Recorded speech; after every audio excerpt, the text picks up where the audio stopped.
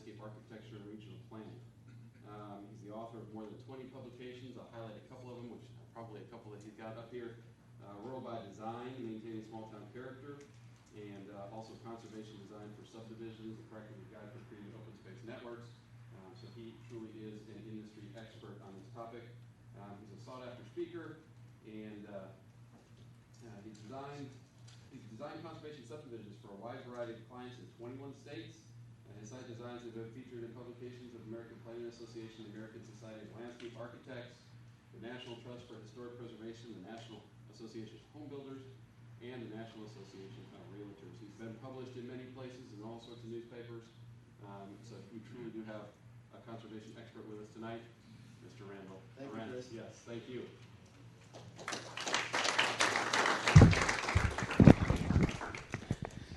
Good evening. I'm going to be speaking about one of my favorite topics. If someone, Chris, could you grab the lights in the corner and put them down, because we got there's enough ambient lighting, and we want the slides to really stand out. Talking about conservation subdivision design, which is a great way to implement your new conservation plan.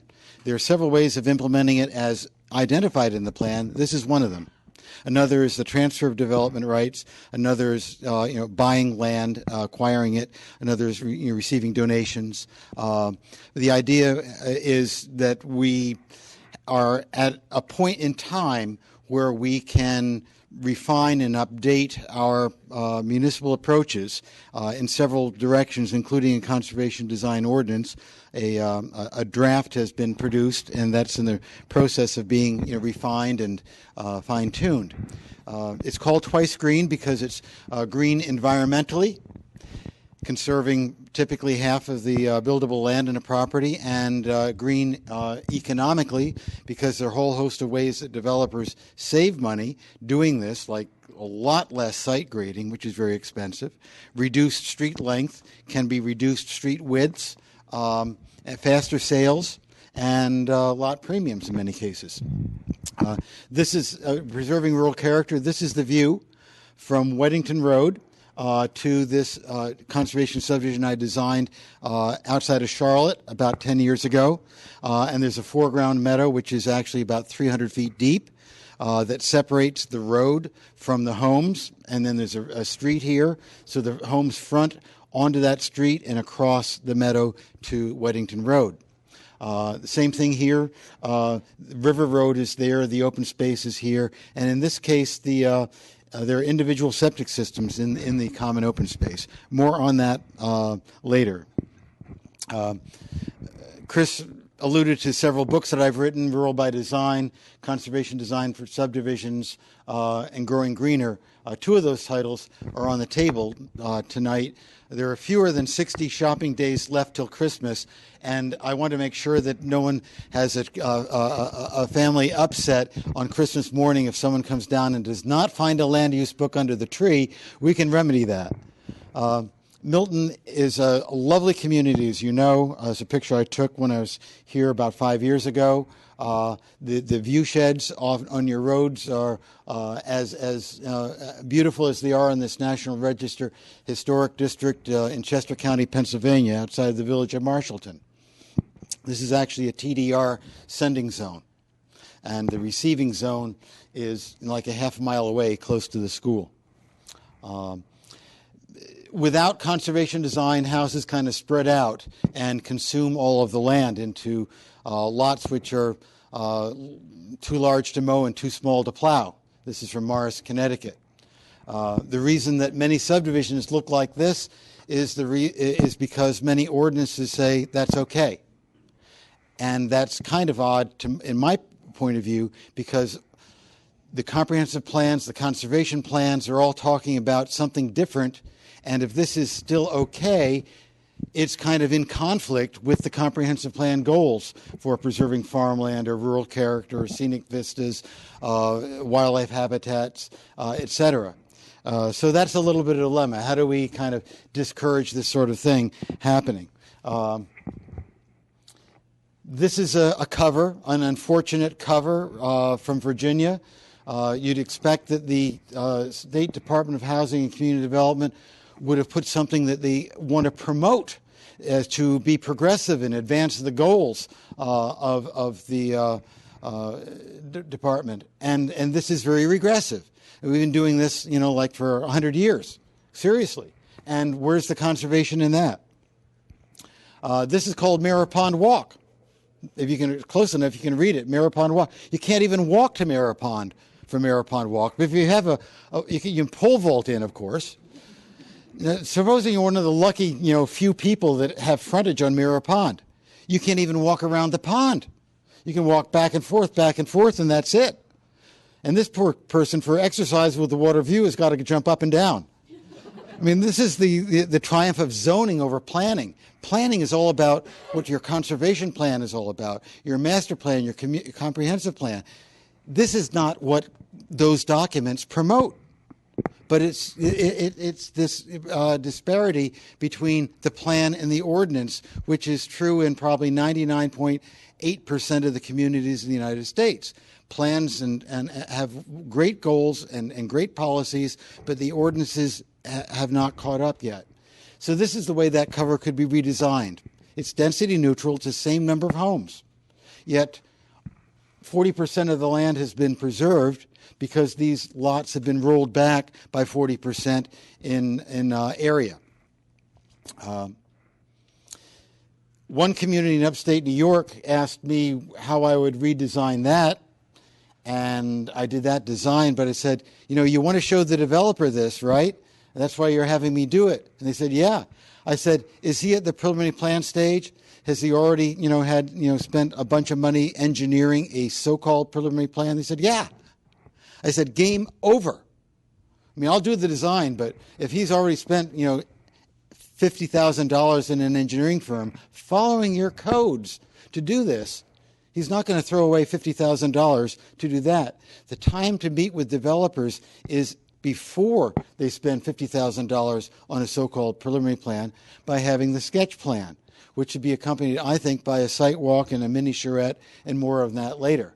My wife grew up near Poughkeepsie, New York, in the Hudson River Valley, and when she was in grammar school, it was still very rural, 434 acres, 481 acres, 410 acres. By the time she was a junior in high school, it looked like that.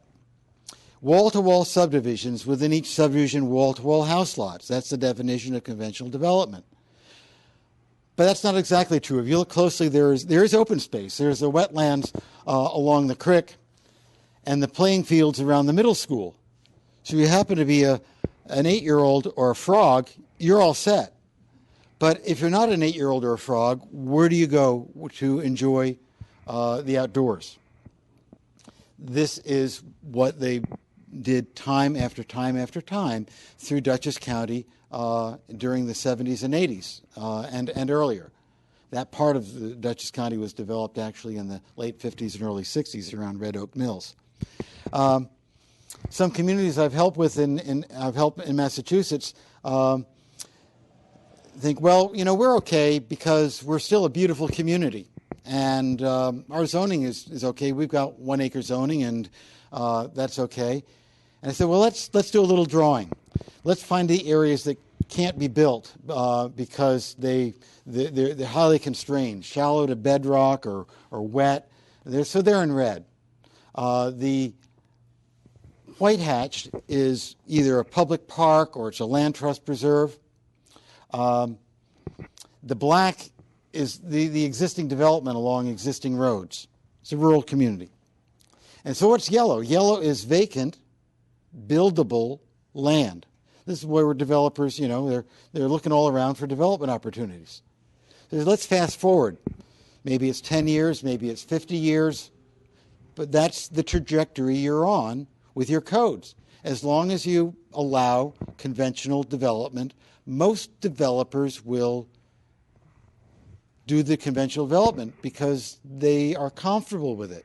That's what they've done for the past 5, 10, 15, 20, 25 years. They understand it and they like it, and they'll do it again and again and again and again and again, totally in compliance with your codes, but totally at odds with the goals of the conservation plan or the comprehensive plan. So there's the rub. How do we bring the two into sync? This is an open space network plan that was developed by my land trust for a community in Chester County, Pennsylvania, well outside of Philadelphia. And the primary conservation areas, by definition, are black and unbuildable because they're wet or they're flood prone or they're steep. Just developers wouldn't go there, and they're unsafe to develop, et cetera, et cetera. Now, the buildable land that is woodland is green, and the buildable land that is farmland is yellow, and the white is already built. So the white is developed. The green and yellow are buildable resources. And we call those yellow and green areas secondary conservation areas. Now, you're not going to preserve all of the secondary conservation areas, but the goal is to preserve 50% in a way that links up for an interconnected network. So this is a close-up of that map. So if I own a parcel of land and half of it is green and half of it is yellow, I have the choice. Do I put the homes in the woods, which is one color, or do I put the homes on the farmland, which is another color?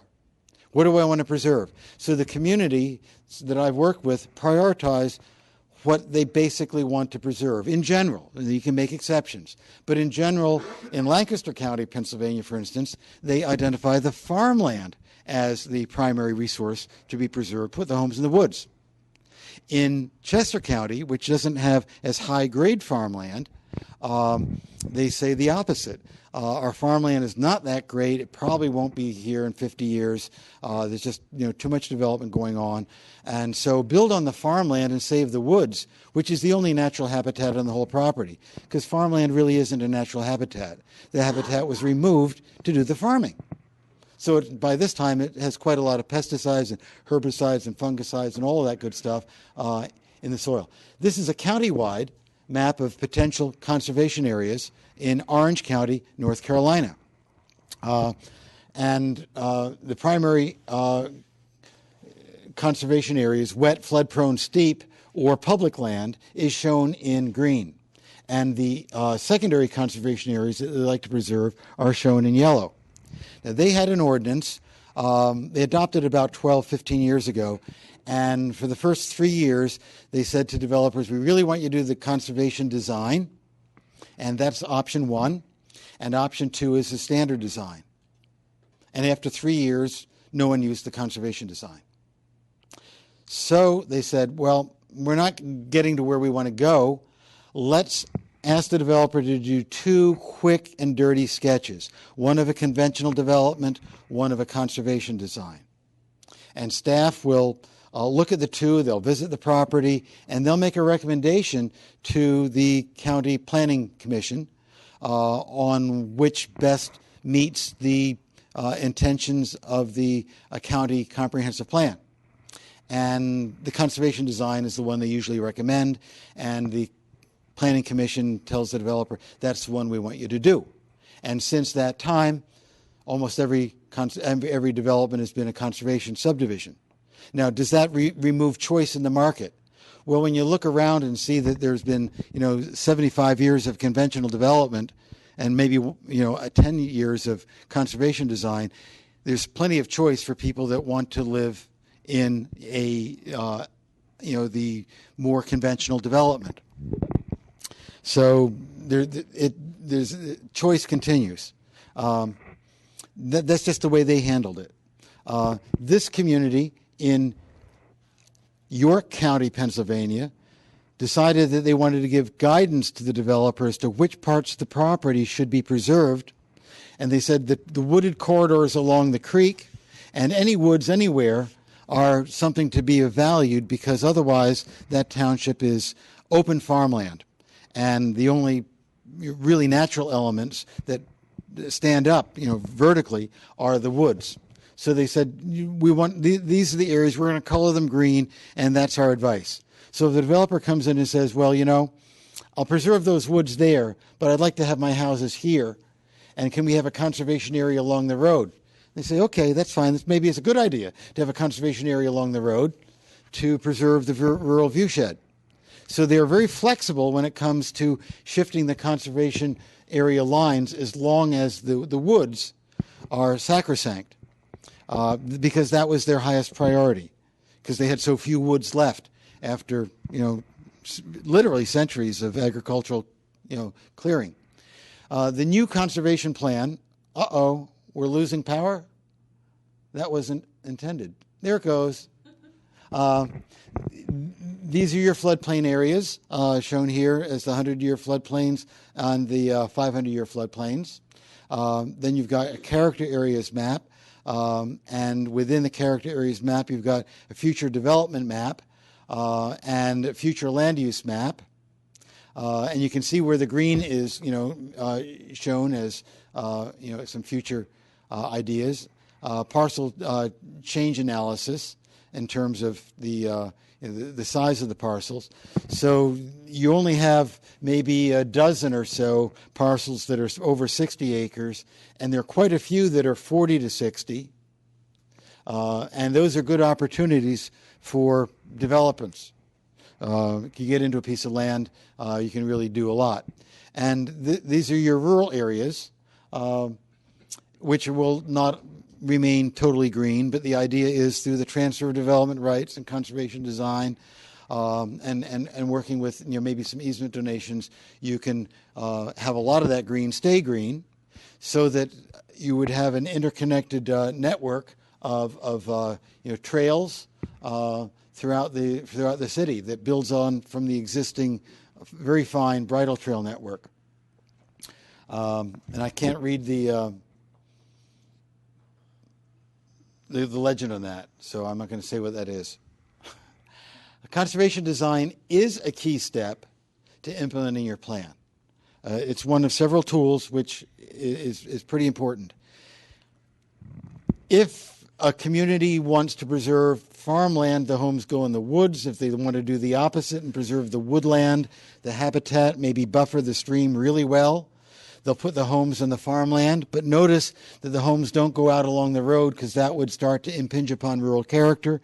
Notice that the homes don't go along the edge of the farm to the south or the farm to the west, because by putting homes right on the edge of a working farm, you're making it really difficult for the farmer to the west or to the south to stay in business. Some townships I've worked with don't have a total policy of preserve the woods or preserve the farmland at all costs and put the houses in the woods.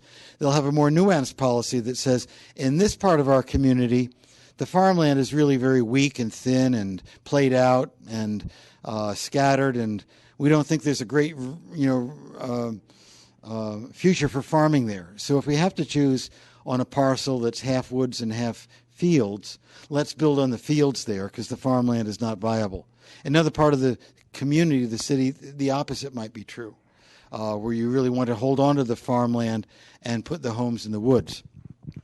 And that would be a farmland preservation district in the first instance, and a woodland preservation district in the second instance. Here are some pictures from a book that I wrote with 3 colleagues back in the late 1980s, showing a parcel that includes the woods and the fields and some wetlands before development. And this is the standard design, and this would be the conservation design, where the homes here are grouped in the woods to preserve the field and the rural character, the working landscape. A close-up of the conventional and a close-up of the conservation design. The rural character is impacted by where you put the houses and how they're facing. If developers don't have driveways off the existing city roads or streets, and they do internal roads, very, very often they'll back their house lots up to the city roads. I'm not talking about Milton specifically, because I don't know that for a fact, but in general, developers do that because that's the way that they have always done it. They can't get driveway access from the city roads. They do internal street, and they back the homes up to the public road, which means that people's backyards kind of face onto the public road. There might be a low fence, but it's still not the best. These homes don't sell for as much as homes that don't have their backyards in kind of the fishbowl effect. So this is a design that was proposed to a township I was working with in Pennsylvania about 12 years ago. This is my redesign. It's the same density, same lot count, same lot size, including width, same street length, but in here, no one's backyard faces the public road. And there's a foreground meadow, and this is a design very much like the design I did for Stratford Hall, which I'll feature maybe in a half an hour, and a traffic calming green in the middle. So we call this the Fannie First School of Design because the back ends of the homes face the road, which is kind of butt ugly. And this is just turning it around in so many ways, including economically, because you get more value as a developer with this design than you do with that design. So what does it look like when you bring the houses back from the road and leave open space along the road, and the homes face that road across the open space? This is from Ohio. I think it's Hudson, Ohio. I can't remember for sure. And here's an example from Kennebunk, Maine. That would be Route 9 going down to Kennebunk Port. And that's a conservation design which includes single family and two family and three family and four family. But the designs of the larger buildings are designed on the New England building tradition of big house, little house, back house, barn, where a house can be 120 feet long. So that's the view from the road. A view from the road in some of the subdivisions in Hanover County, Virginia. That's just north of Richmond, Hanover County. Hanover County has preserved more than 5,000 acres at no cost to developers, at no cost to the county, by implementing conservation design. Their planning director, David Maloney, would be glad to speak with you about his experiences.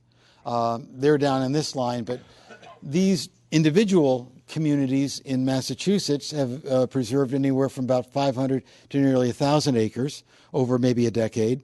And these counties, Cherokee County, Georgia, Waukesha County, Wisconsin, Hanover County, Virginia, Calvert County, Maryland, and San Luis Obispo County, have preserved anywhere from about 1,400 to 9,000 acres with conservation design, which over the country has preserved between 100,000 and 180,000 acres of land.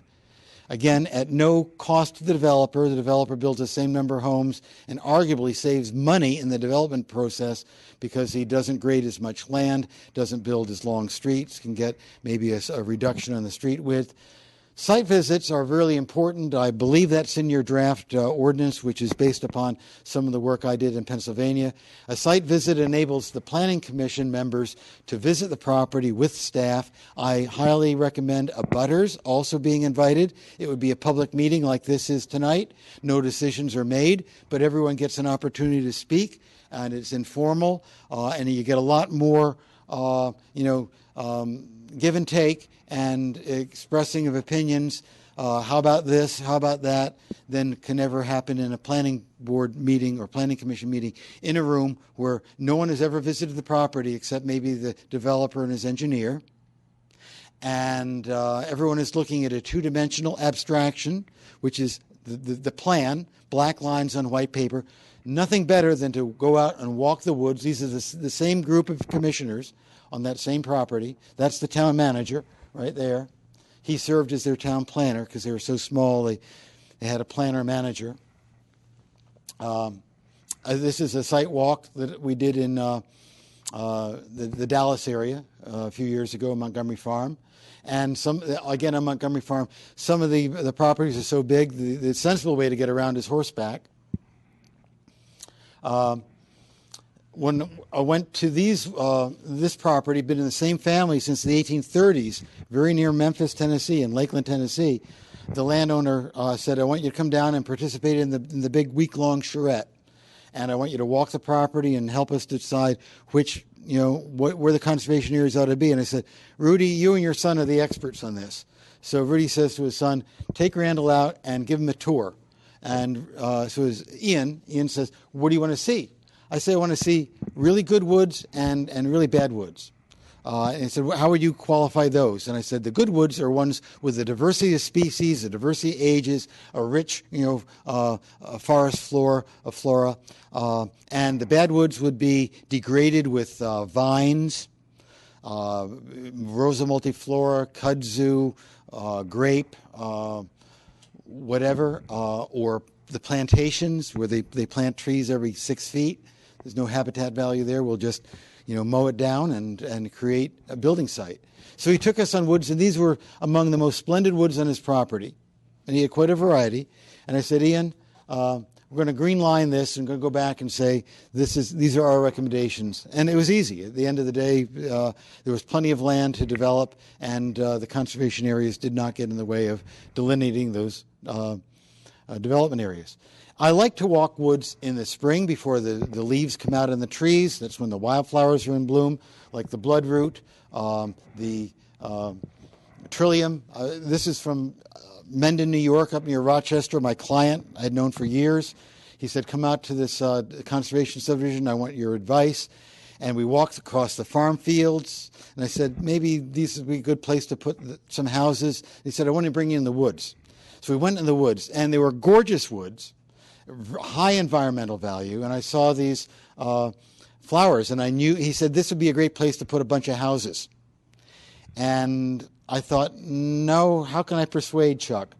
I happen to know from past meetings that he went to a Jesuit high school and Loyola University.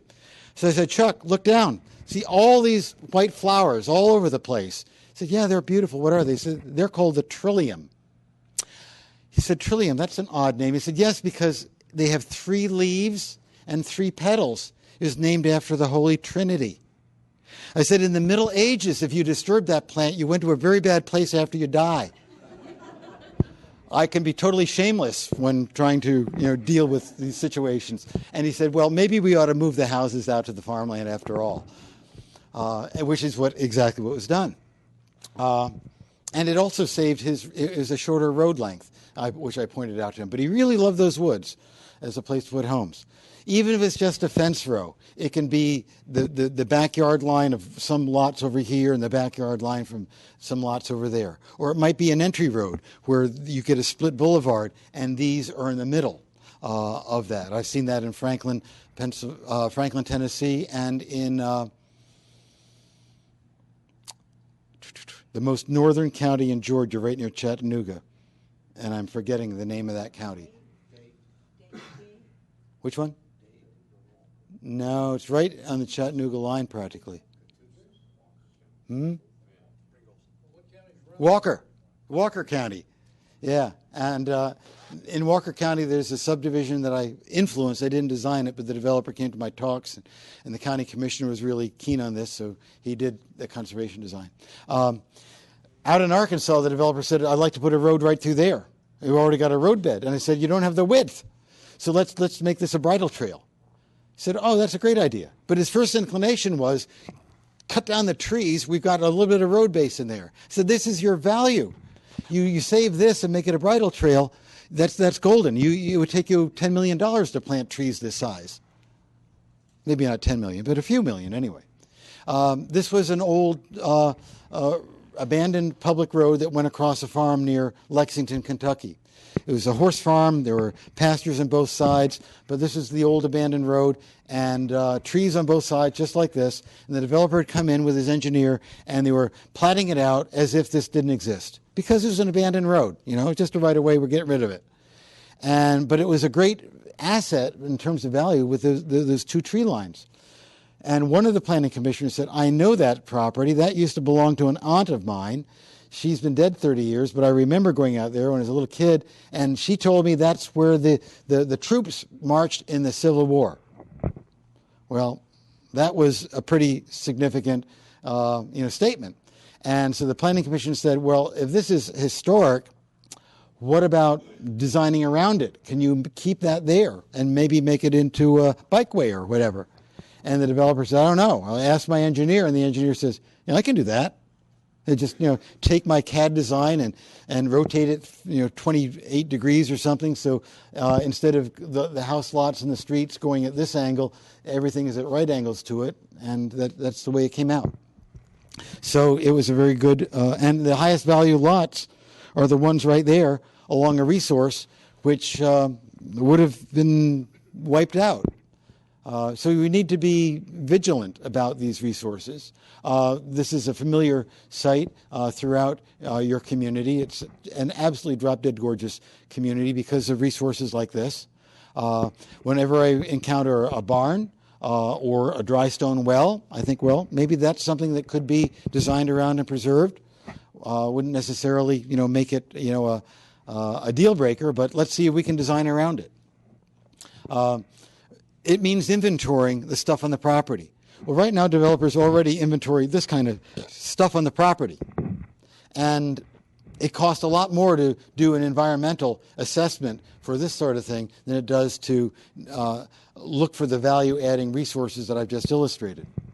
But it's important because they're good things to preserve, and they add value to the development end of the equation. So that's great. We know that is protected. But is this protected? Maybe not. If this gets filled in or moved by 200 feet, put into a culvert, there are ways to mitigate some wetland loss. But the easiest way to avoid wetland loss is with conservation design, which is flexible, and say, okay, instead of putting house lots all across here and diverting this or putting it in the culverts, let's just leave this where it is. And put the houses, another part of the property. There's a 4-step design process where we design around the value-adding features, which is the first step in the design process. So this is a piece of ground similar to the one we're going to be doing in a hands-on design exercise in the second half of the workshop. And this is from Orange County, North Carolina. This is the yield plan, which tells us how many houses could go on there. And they didn't have sewer, so they said, let's do some soils analysis so that we know where you really couldn't get a perk test. And the green areas are the areas you couldn't get a perk test. So that house lot there gets scotched, for instance. And it's a good policy not to just say the density is the total parcel minus wetlands, for instance, and that becomes your density. It's maybe good to go a little bit deeper than that in terms of the analysis. And this yield plan was put on here, and then the developer was told, well, do a perk test, even though that doesn't look like you could perk there, and maybe you could perk here. We're going to ask you to do a 10% sample. Out of 34 lots, that means 3 lots you do a perk test on. If those 3 lots, which we choose as being the most maybe questionable, if they pass a perk test, 34 is your number. Pass, go, collect $200, or go on to the next step. If one of those lots doesn't pass a perk test, then your lot count is 33, but you do the thing again because it wasn't perfect the first time.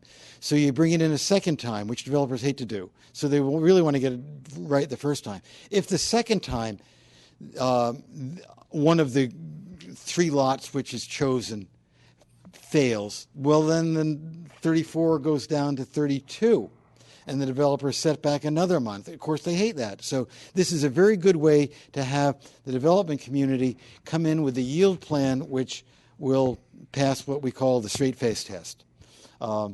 It's not just showing us how many lots you could get there, but are they viable? We don't want you to do 34 test pits, 34 perk tests all around, because that's a design we don't want, not want to encourage to be built. But we want to know whatever number is it 34? That's fine. We're okay with that. But if it's really 33 or 32, we should know that. So step 1A is to locate the primary conservation areas, which are the ones that are really inherently unsuitable for development. And they might look like that. This is that property in Mendon, New York.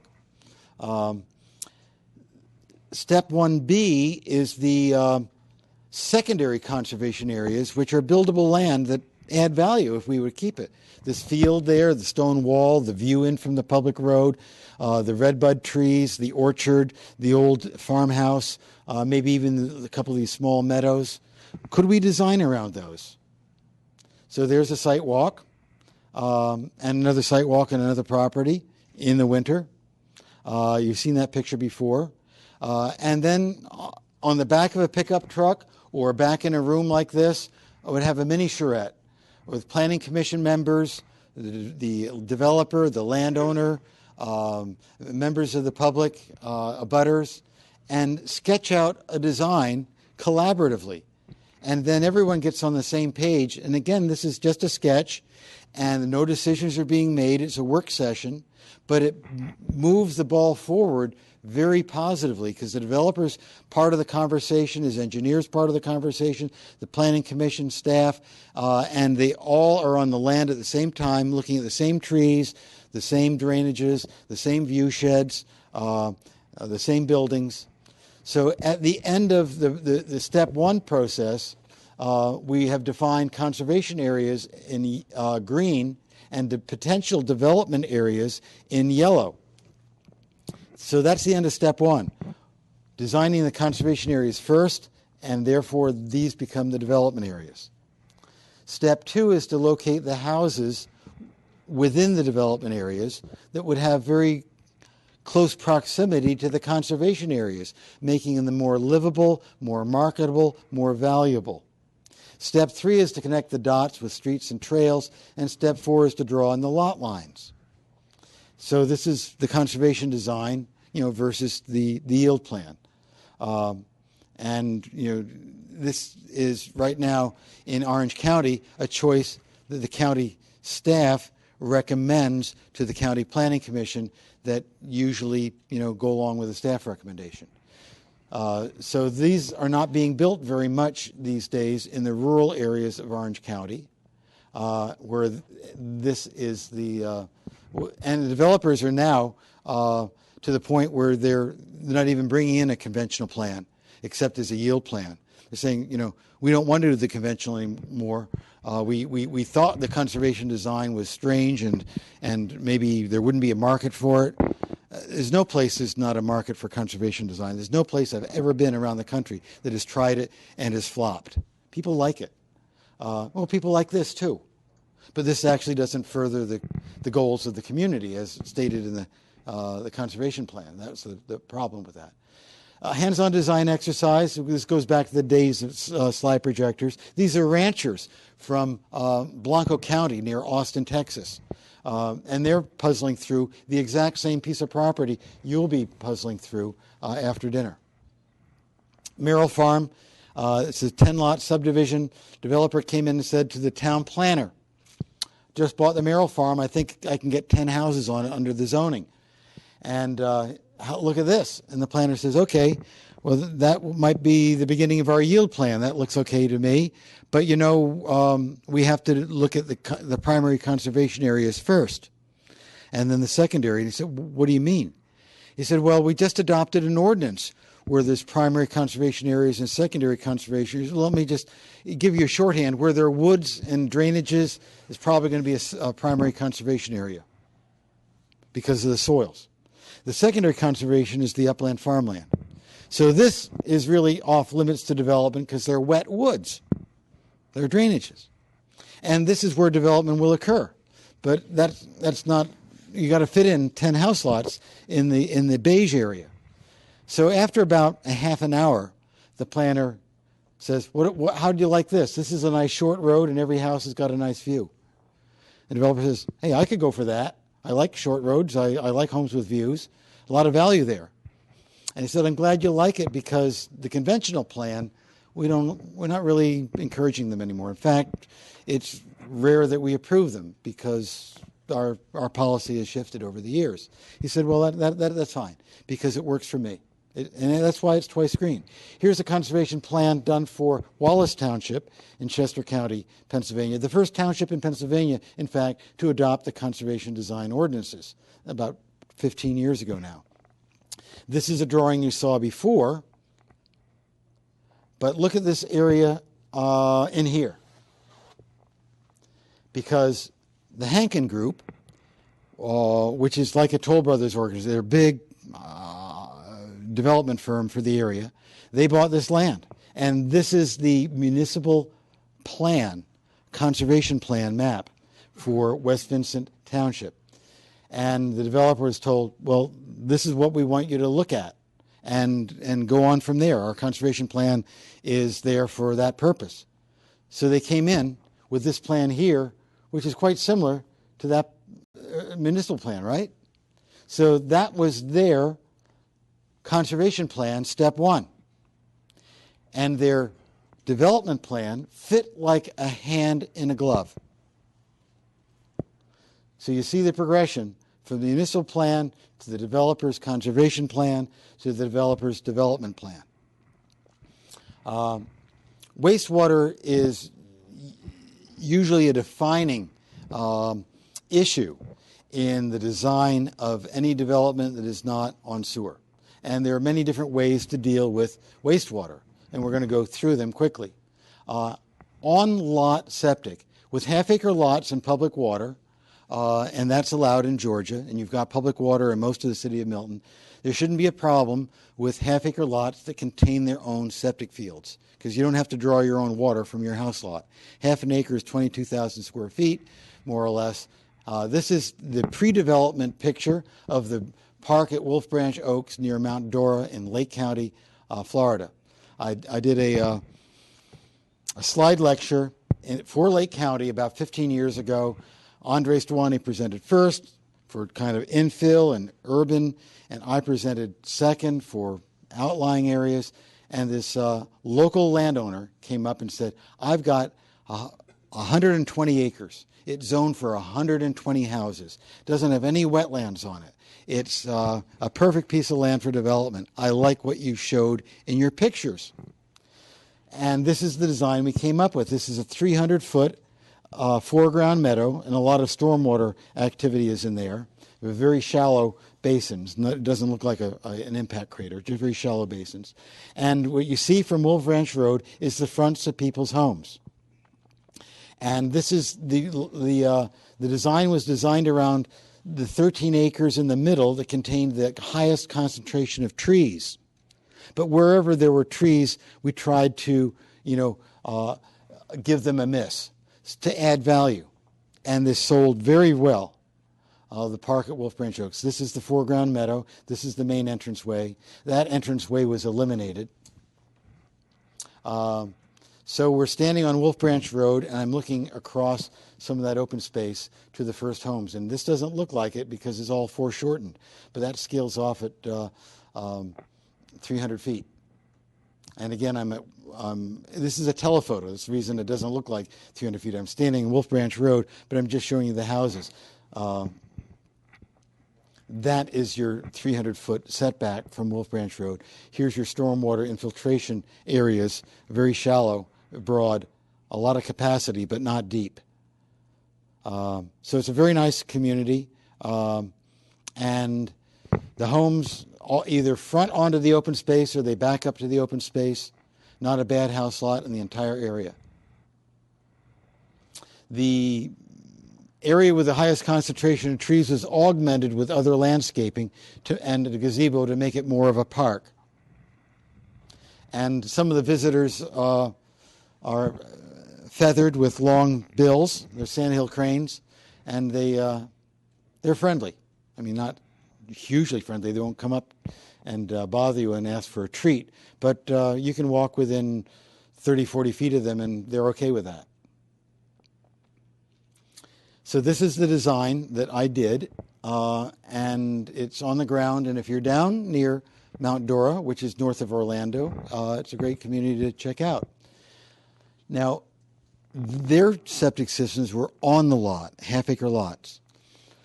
Another opportunity, I think, is to do individual septic systems off-lot in the common open space.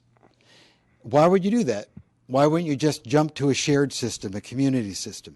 Well, this is an intermediate step which is more appealing to developers, because if a developer thinks, gee, I got to build a shared system for 12 or 24 or 38 homes up front, that's a lot of money up front.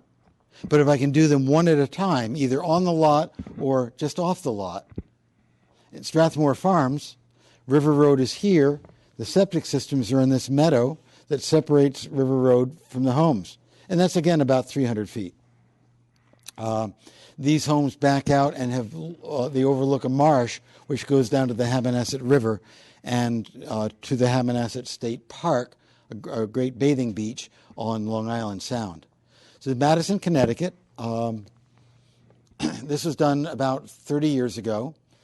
These homes are very, very upscale for the time, and they're on like 10 to 12,000 square foot lots, which is why you can't have a septic system on the lot. You can have a septic tank on the lot, but you don't have the drain field. The drain fields would be like up in here on the other side of the fence. They'd be up in here. This is a diagram. It's very similar. That would be River Road in that development, but this is just a hypothetical done by a landscape architect friend of mine named Harry Dodson. So the view from your house is a view across the septic systems, across the meadow, way over to River Road. The streets are nicely scaled. They're 18 feet of pavement. They kept the tree right in the right-of-way. No one's going to knock themselves out on it. It's a slow-moving street, like 15, 20 miles an hour traffic. But this whole thing reminds me of a picture of a village built in the 1800s. But this is actually from the 1980s. It's nicely scaled.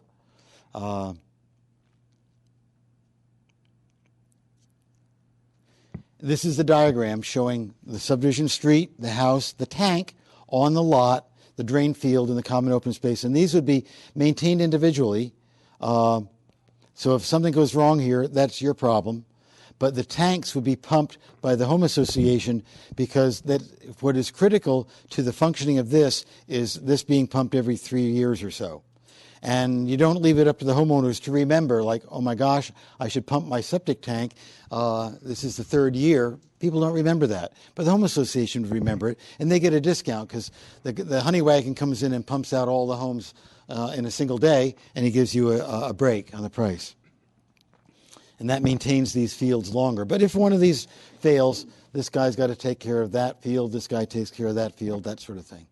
Same thing here in Hawks Nest in Delafield Township, Waukesha County, Wisconsin.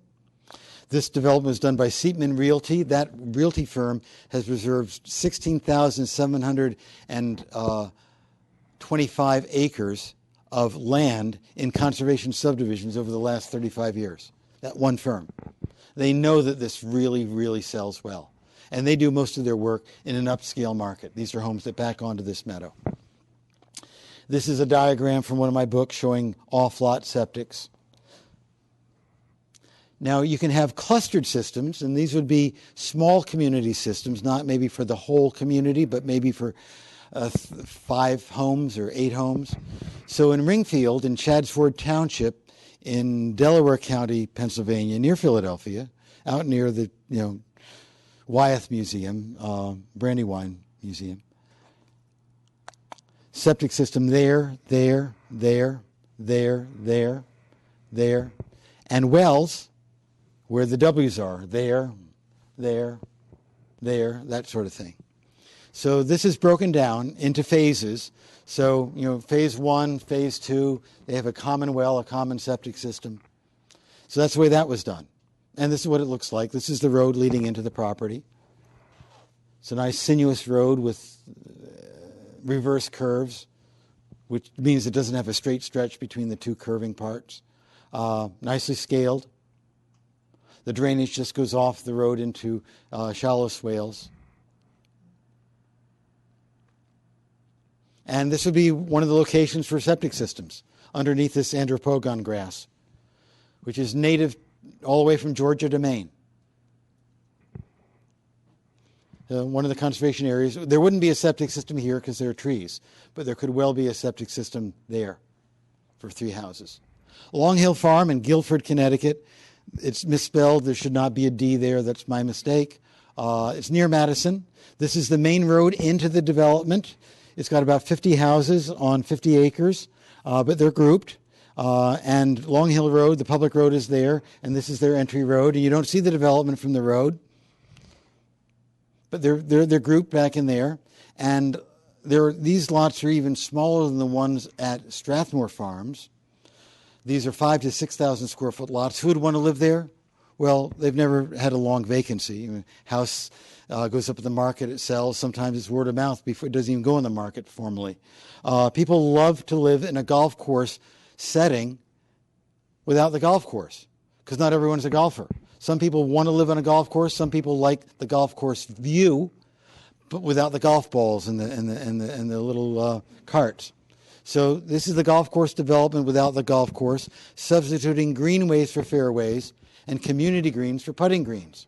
So you walk out your house and you've got like your 3-minute lawn. That's all it takes. It's got a lot of appeal. 3-minute lawn, and you mow it yourself. Or you can have someone come in and mow it, right?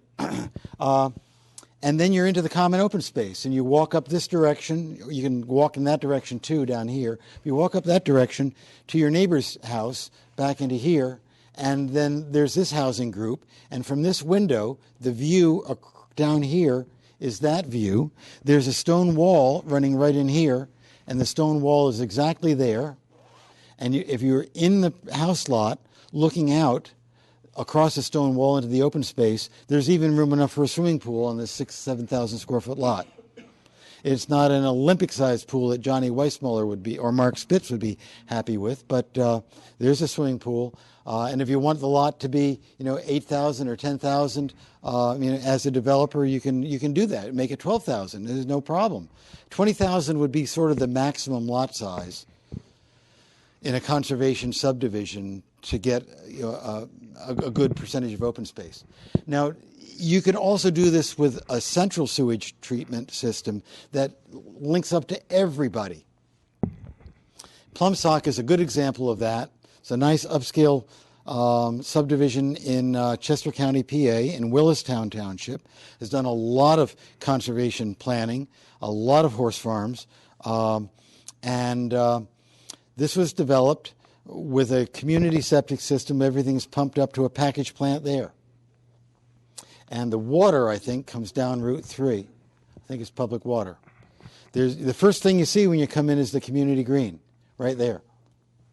This is an early photograph, probably taken 20 years ago. So this all developed now. So these are the homes that are around the half-acre village green. Immediate statement, as soon as you come in, this is a different type of subdivision. It's got a beautiful green right in the middle, framed with gorgeous, 4,000 or 5,000 square foot homes. These homes would be on about half-acre lots, maybe even less, 15 to 20,000. And they back up to the open space, so it doesn't matter that you don't have a full half-acre, because you really only used up to there, and the rest is woods. Most of the homes have 3-car garages. And again, this is done 20, 25 years ago. So it's a nice quality development with a lot of quality open space. Here's the dry woods, the upland woods, and then there's some wet woods way down by the ice pond. Indian Walk in Buckingham Township, Bucks County, preserved the farmland by building in the woods. And their septic field is here. So each of these homes, I think, has their own well, but their septic is a one community system for all 10 or 12 homes. And this is the land they preserved. It was a low-density district. It was like 4-acre zoning, and they got the houses down to less than an acre. So this is the road that goes through the woods where all the homes are. This is the septic field, which is actually a great big grassy area where kids throw frisbees and fly kites, just like a great big back lawn. And then this is part of the nursery that was preserved on the property. And the old 18th century fieldstone farmhouse, also preserved and sold with the farmland. Ponds at Woodward in Chester County, Pennsylvania, is another one with a community septic, which is located right in here. It's got a foreground meadow. The distance back from here to there is probably about 450 feet. These homes are single-family homes, and these are condos in 3 units per building. Very, very nicely done. They've got open space on both sides, in the front and in back. These are the only old woodlands on the property. They were designed around and saved. Most of the orchard was saved. Some of the orchard was in here and there, and they cleared out some of the orchard. And I like these so-called single-loaded roads. You've seen them, but I haven't pointed them out all the time. A single-loaded road is where the homes are on one side only, and the other side is open space. And this doesn't have homes on either side, because they're always, I don't want to put a house down there. It's close to the highway. Why would I want to do that? Developers say, I can't do a single-loaded road because I was taught in Development 101 that roads are expensive and I got to use both sides. That's half right. Roads are expensive. But if you did a conventional development with homes on both sides, right, a conventional development, you'd have this road coming in here, that road coming in here, and looping out into there, maybe a cul-de-sac. Well, immediately you add this and that, you've increased the road length.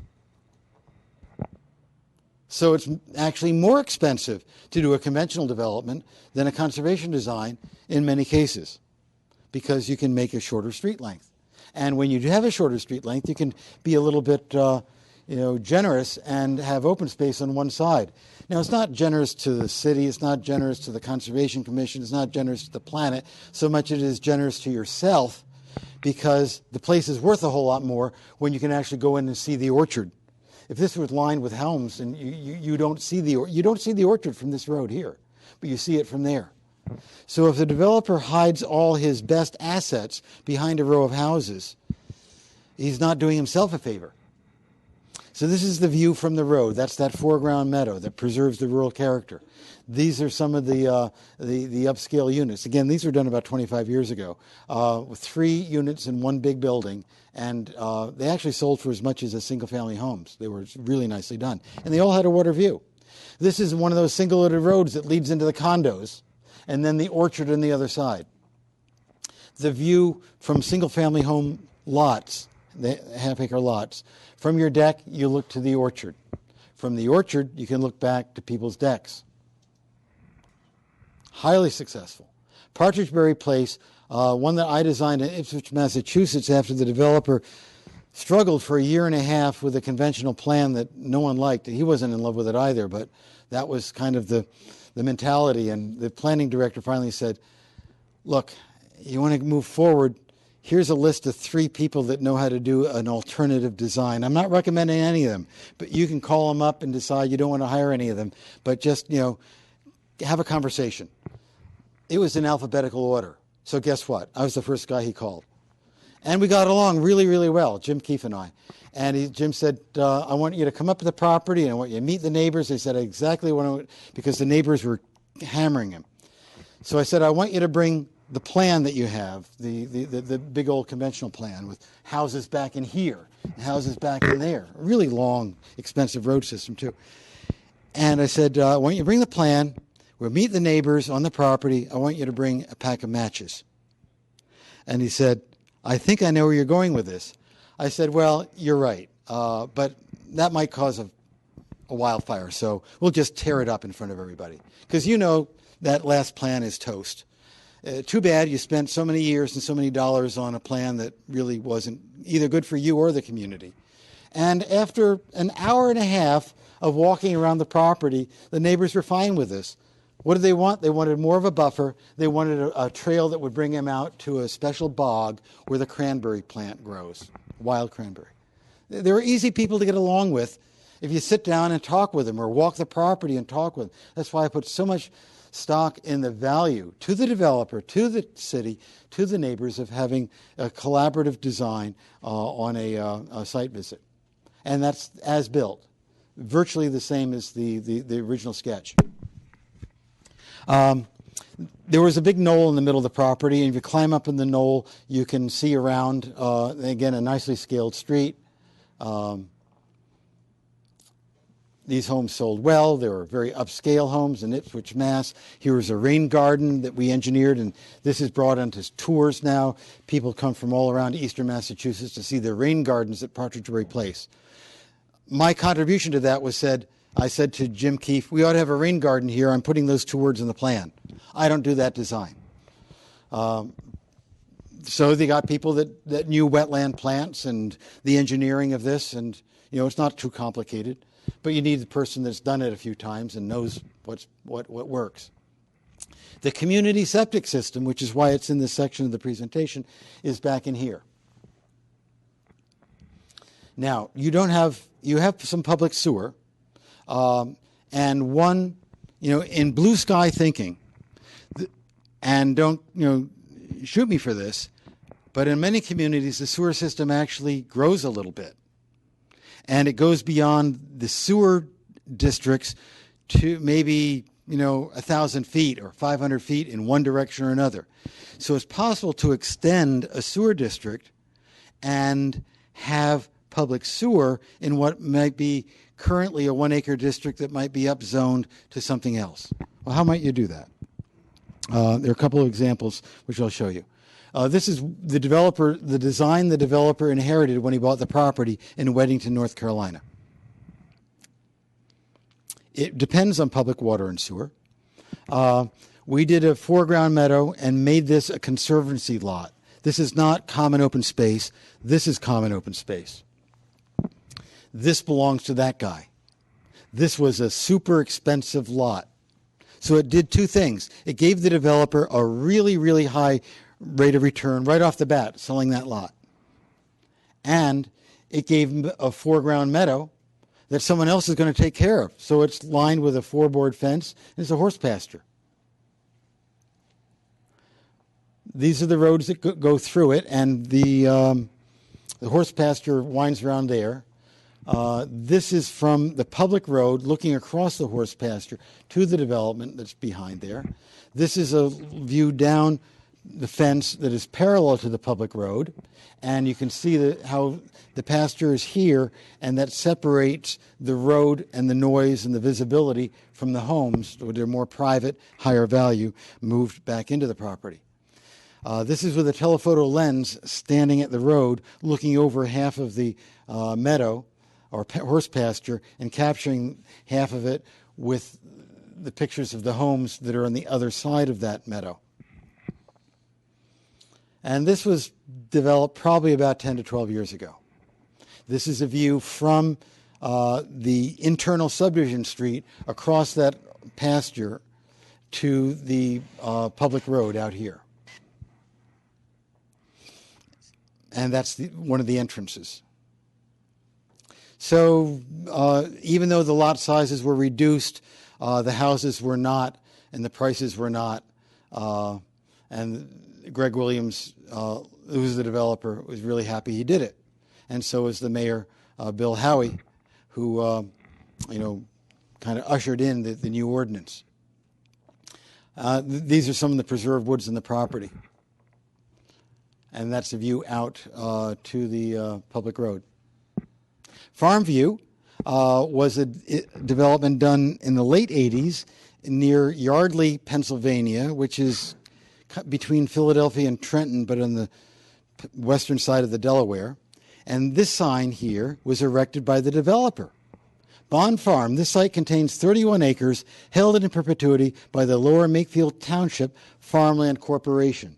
That's separate from municipal government, but it is created by the municipal government as something to hold the easement on the farmland. And is populated by a majority of local farmers and a few city officials. This grant was made possible by Reeland Homes, developers of Farmview, February 18th, 1989. Now, that 31 acres was the first phase. This property saved about 150 acres of land. Toll Brothers, who were a competing developer to Reeland Homes, said, you're never going to sell a house here. You want to sell nice, expensive homes on this property? You're going to have 1 acre lots. You're not going to sell. You're not going to get the value. You're going to have to discount them. We know the market. And the developer says, well, that's your view, and I've got a different view. And the developer said, We think that people move all the way up to Lower Makefield near Yardley because they want to live in the country, right? It's a long commute. They want to get out in the country. But if we cover the township with 1 acre lots in a 1 acre zone, there's no farmland left.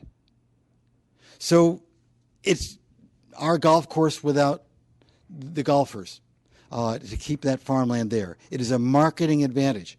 It sold so well that Toll Brothers immediately, monkey see, monkey do, they did the same thing. And the next developer did the same. Pretty soon they had 500 acres of land, farmland, prime farmland, totally buildable farmland, preserved by developers. But it took the first developer to show that it could be done. This was his plan. And why does this look like a congressional district all gerrymandered? Because it's based on soils. Soils vary.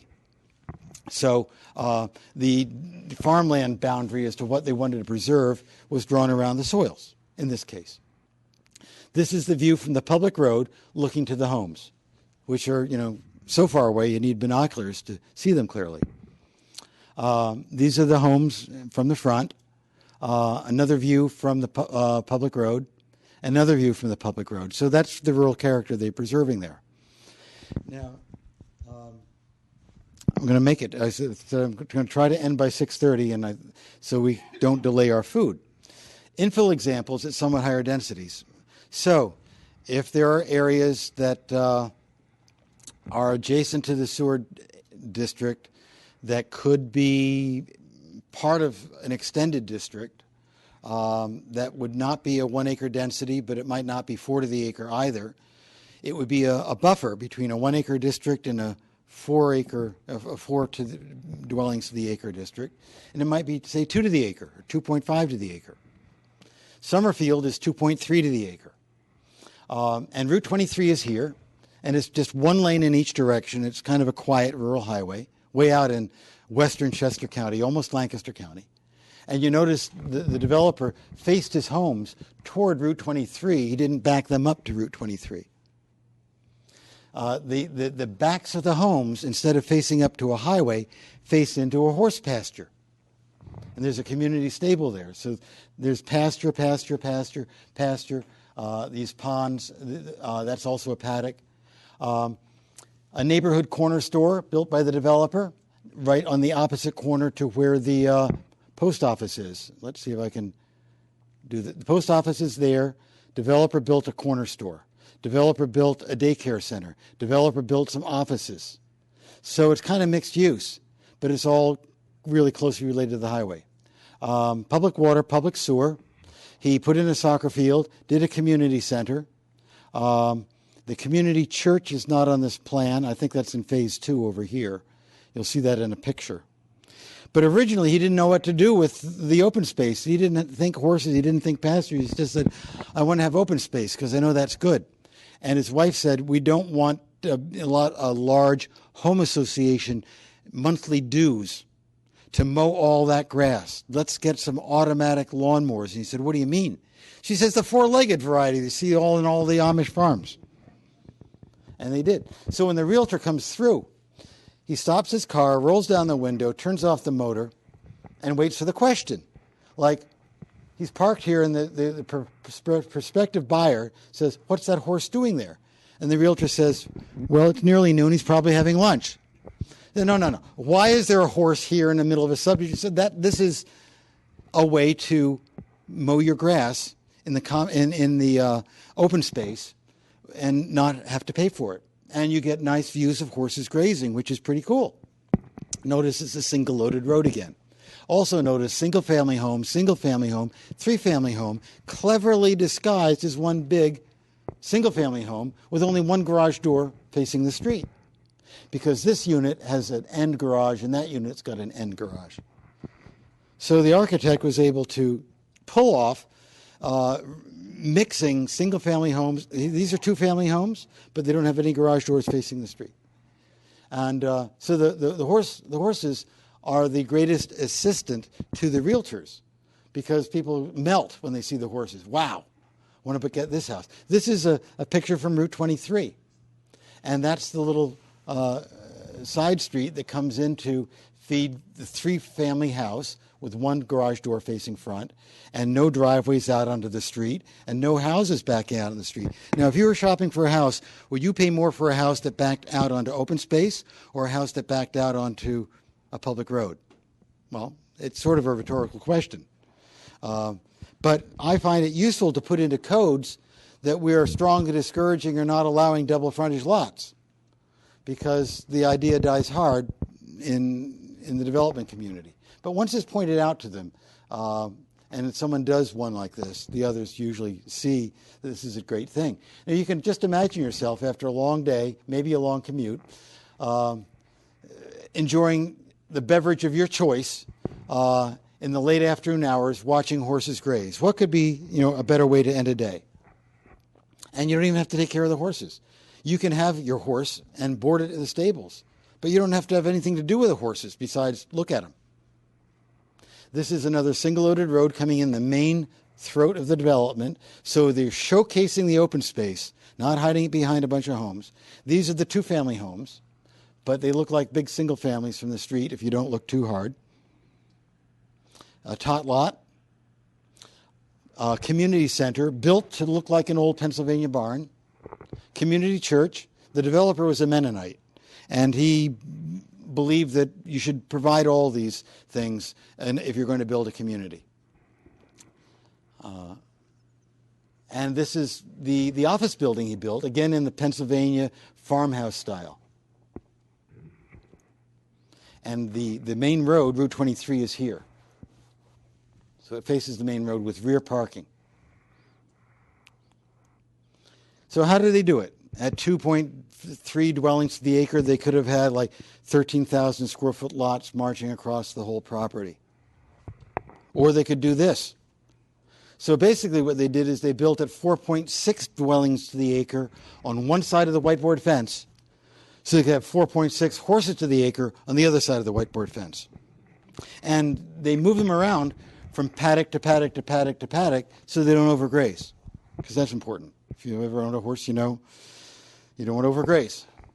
Getting toward the end, another infill in a very high-end community. It's called Beverly Hills, but it's in Michigan. It's 13 miles north of Detroit. I know that because the street up there, which is off the map, is 13 Mile Road. And the people on 13 Mile Road lived on half-acre lots or three-quarter-acre lots, and their houses worth $275,000. And they saw this developer coming in proposing lots that are 40 feet wide and 50 feet wide and 60 feet wide, and they were really upset. And they said, you can't adopt this, you can't approve this. Well, the city of Beverly Hills had a PUD ordinance in the books, and the developer said, look, I'm entitled to do it. And the city officials, town officials said, yes, he's entitled to do it. He was a very thoughtful developer. He didn't do the standard PRD, he did a very nice one, as you see. These homes are built around a village green. Notice that these houses here have no street frontage at all. And they get snow up there in Michigan. These homes have street frontages, but these don't. Because you really don't need street frontage if you don't require it. What you do need is access. For a practical purpose, for emergency vehicles, you need access. So the fire marshal looked at that and he said, I'm fine with that. And this is the conservation land in here, and it's only wet down in this area. This is the Rouge River. So one of the people up here, who was really, really mad, had a change of heart when he saw that the houses, the first houses that were selling for $400,000. No joke. And this is like 15 years ago north of Detroit. And a very nice township. It's across the road from the Country Day School. So it's a nice neighborhood. And he thought to himself, $400,000. Then another house sold for $450,000. Another one sold for $500,000. The highest price sold for $735,000. That was just crazy.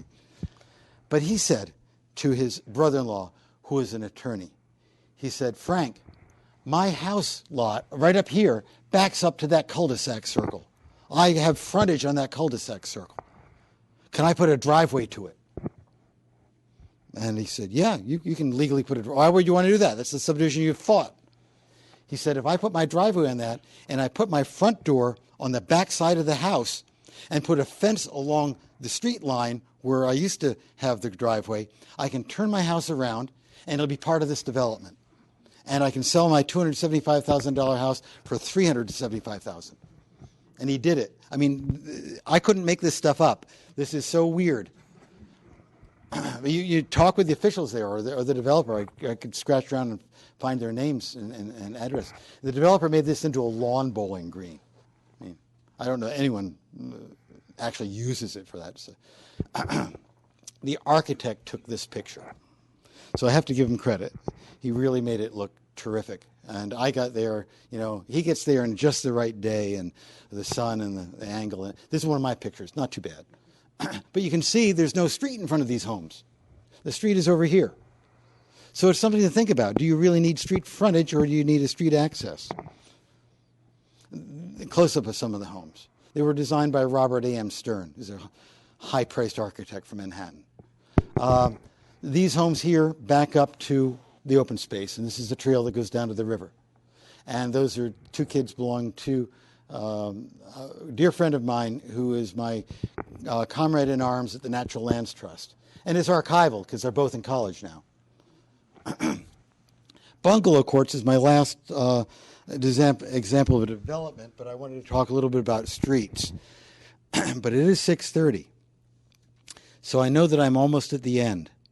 Would you rather my pushing on for 7 more minutes, finish it and have a meal, or stop here and then come back for the last 7 minutes after the meal? Push on. Okay. Bungalow courts, sometimes called pocket neighborhoods, are one way we might use the TDR ordinance. These homes all front onto a green, and they have driveway accesses behind. These are very popular in the Seattle area, but they're catching on in a lot of places. In fact, there's one on Hilton Head Island. A lot of them are designed by an architect named Ross Chapin. Others designed by Linda Pruitt at the Cottage Company. They're from the Seattle area. Ross's book is called Pocket Neighborhoods. But these are two separate buildings. It looks like maybe it's a two-family, but no, that's the exterior wall. They're close together. It's not for everybody, but it's a market niche for empty nesters in particular, or young couples, couples without children. So there's a market niche for this in a lot of places. Now, I don't know if it would sell in Milton, but it sold in Hilton Head, and maybe it would sell here. I think it's really neat. Now, the other thing you can do is nest it inside a conventional subdivision. This is your conventional subdivision. These are homes with a street, the houses, the alleys. See, that's an alley. So that alley also serves the homes in the pocket neighborhood. Let me know. This is what I meant. This is the street. Homes on both sides of the street. And there's the alley. Is that right? Yeah, homes on both sides of the street. There's the alley. It's been a long time since I had this up. This is your little pocket neighborhood in here. Pocket neighborhood is surrounded by an alley, which these homes belong to as part of the pocket neighborhood. The other side of the alley is part of the subdivision with, just regular old subdivision lots. So it's an interesting way, if you're going to build alleys anyway in a subdivision at a higher density, you can insert a pocket neighborhood into a larger development by using the shared alley between the conventional homes and the bungalow homes, conventional homes. You can tell the conventional homes are the ones that face onto the streets, and the bungalow homes are the ones that face onto the internal courtyard. Now, these can be built at 6, 7, 8, 9 units to the acre, 10, 11, 12, 13, 14, 15, 16 to the acre. And I've seen them in East Greenwich, Rhode Island, near where I used to live. Interconnected open spaces. So you do a conservation subdivision here and here and here, and all of a sudden the open spaces start to meld and merge and connect, and the trails. And in addition to that, they're starting to connect up with a township park. So the subdivision open space augments the township park and vice versa. So people going to the township park can also, walk along the subdivision trails if they wish. This is from London Grove Township, Chester County. And these are pictures from those two developments. See, this is a cul-de-sac with trees planted on an island in the middle. Kind of a nice design, particularly if you were to pitch that inwards and this become a drainage area for aquifer recharge. Instead of having the drainage there, you could have it there. And if you did that, then you'd plant sweet gum and sycamore in there, and they'd love the extra moisture. These are trails that connect one subdivision to another subdivision open space. And they also connect up to the township park. So you're looking out your window over the subdivision trails onto meadows which are being reforested, because that's part of the plan here. The management plan is to reforest that area for habitat and more trees. This is a site walk we're doing to show off the built subdivision that my land trust conducts every year or two to bring people from various cities and towns out to these conservation subdivisions so they can see them firsthand. This is for this subdivision, and that goes to the next subdivision. And there's farming, right adjacent as part of the open space. Interconnected open space, the standard development, conservation design, and there's a state park here, and there's a township park there. This is Worcester Township, Montgomery County, PA, and this is a way of connecting the open space from this public land to that public land right through the stream valley. Shy Creek Farms is near the Delaware River in Hunterdon County, western New Jersey. And here's a conservation subdivision, and here's another one, and this is a neo-traditional kind of form-based code subdivision. And they not only have interconnected open space, but they've got interconnected streets so that we don't have just any dead-end cul-de-sacs, or not many of them. This is the view from the road, and here's a view of people's backyards backing up to the open space. Another view from the main public road leading into the property. Because if we go back to the very first site plan, you can see that the open space has been hived off as a high-value conservancy lot sold for several $1 million. And that becomes the visually shared open space for these people, whose other open space to walk through are the woods and these pastures in here. Here's probably another conservancy lot. I'm not sure. I think it is. Now, how much of the total open space should be private conservancy lot? My rule of thumb is 20% of your total open space might be a private conservancy lot, as long as, a nice visual feature. Maybe it's a part of the roadside buffer. And the last slide shows the municipal open space network, which is part of the theme of this presentation, that this development preserved that farmland, this development preserved that farmland, this development preserved this farmland. So even though half of each parcel was developed, the other halves that abut each other form a contiguous chunk of open space. And through the woods or meadows, you can have bike trails or footpaths that connect all the neighborhoods, and maybe connect them with city parks and bridle trails. So that's the last slide of the development. The inherent advantages, to recap: lower site development costs because of much less grading. Half the land is not graded at all. Shorter streets, maybe wider streets, shorter water main lengths, faster sales, lot premiums. It's twice green. Another potential incentive is reduced or modified street pavement widths. And I go from a book called Residential Streets, which is co-published by the American Society of Civil Engineers, the Home Builders, and the ULI. And a street can be maybe 18 to 20 feet wide. Right now they're 22 to 24 feet wide in the conservation subdivisions, but we're thinking about how to further incentivize these things.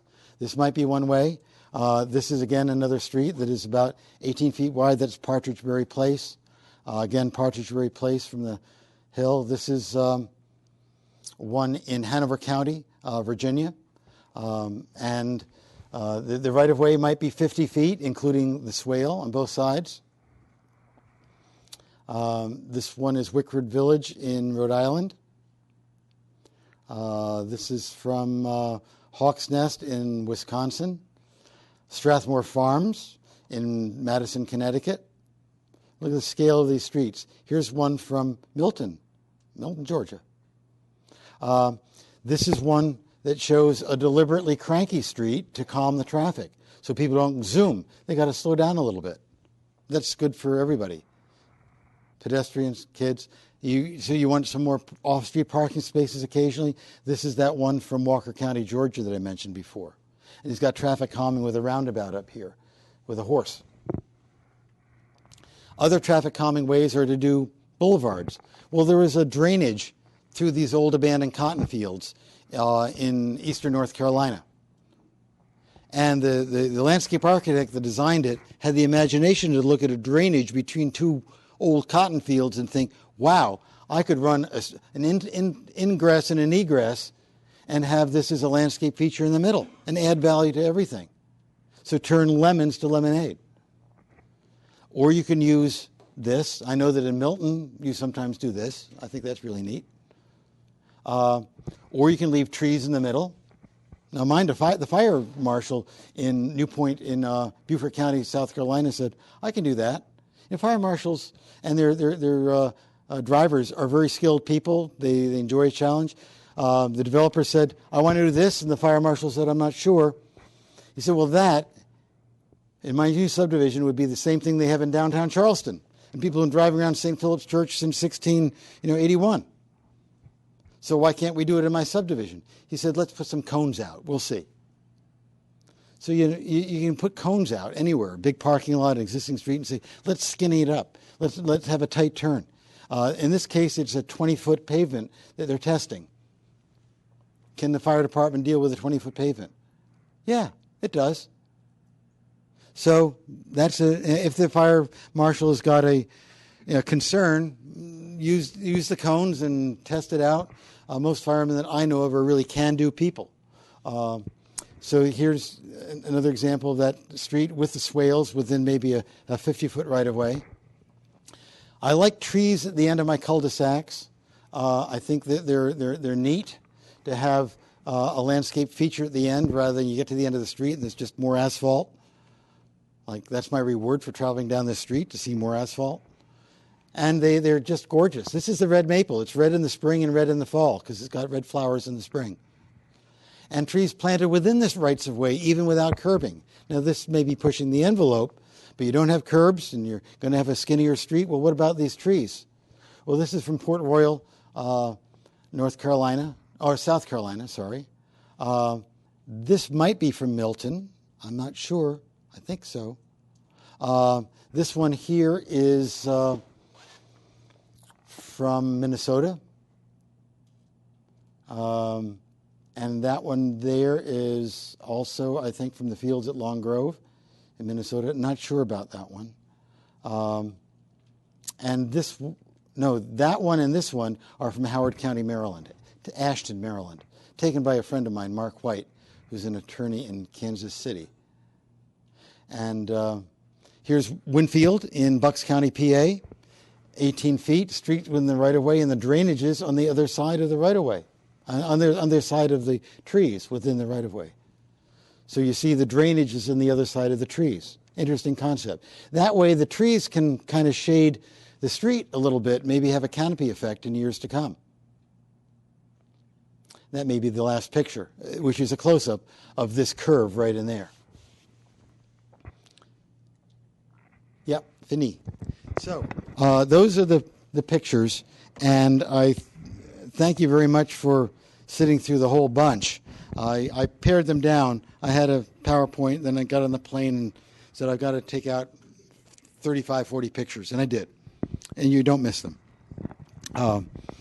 But that is basically the soup to nuts on how conservation design subdivisions are designed. With the site walk, the four-step process, the mini charrette, and how we might deal with the streets as an incentive to further the incentives that are built in, like a lot less grading costs and shorter streets and maybe faster sales and lot premiums. So we can move on to the main event of the evening, which is the food. And then, Randall, do you want people to come back and eat place at the table? Yeah. Yes, yeah. Please come back to the tables, and we'll eat here. And then when you're getting sort of finished with eating, we'll do a quick Q&A, and that'll segue into the hands-on design exercise. Okay, this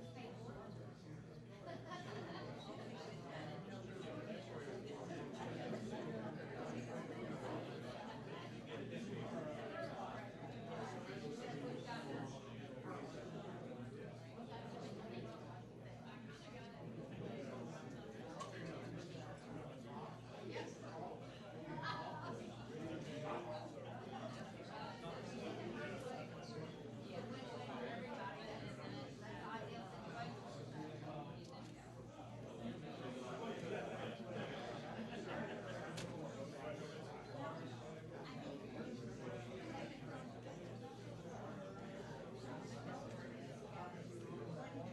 That we goes back tomorrow.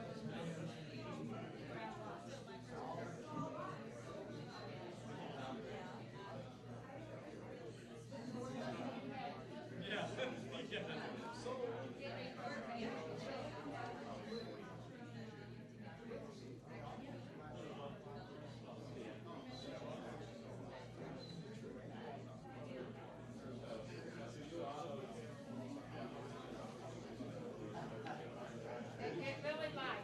You can see really cute, you know. Then you just do it.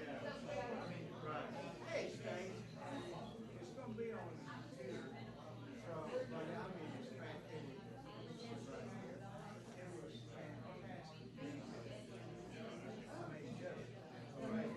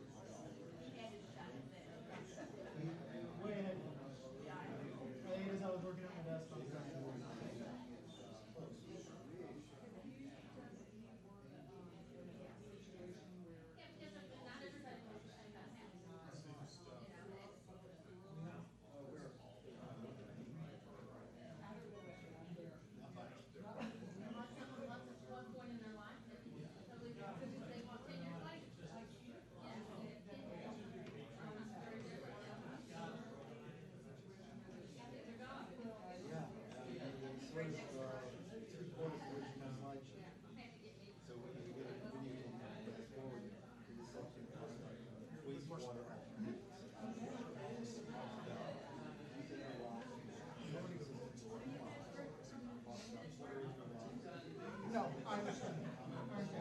Right now, what we do is I put it in the newsletter, and I put it on social media, but I don't put it on the city's calendar.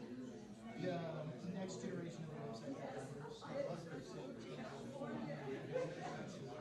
will be able to differentiate and give users the ability to differentiate government things, community things, stuff like that. Parks and Rec stuff. No, please don't. I'm gonna get some photos.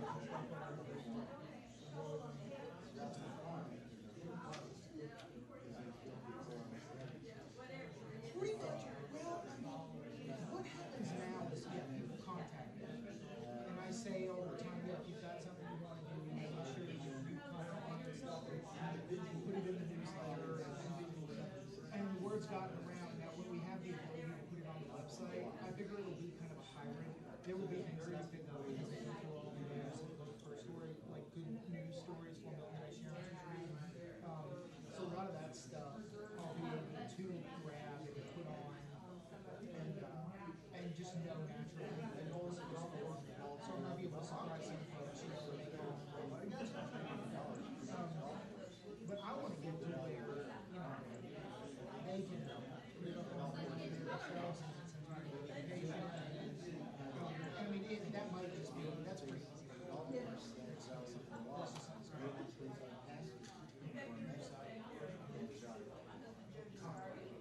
Gotcha, yeah. No. Yeah, no. Well, I would put on social media, yeah, yes. And this, she has been something, because I send me your information, I'll put it in the newsletter for you, and she knows.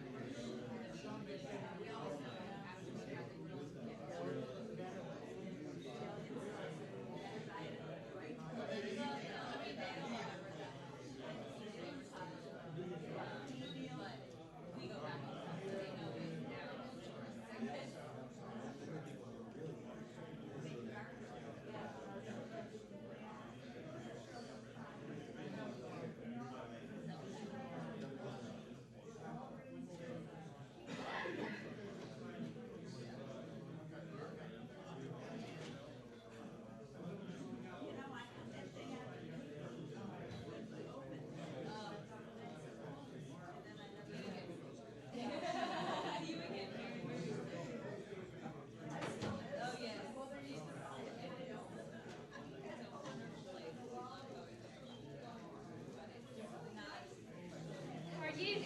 How your little ones?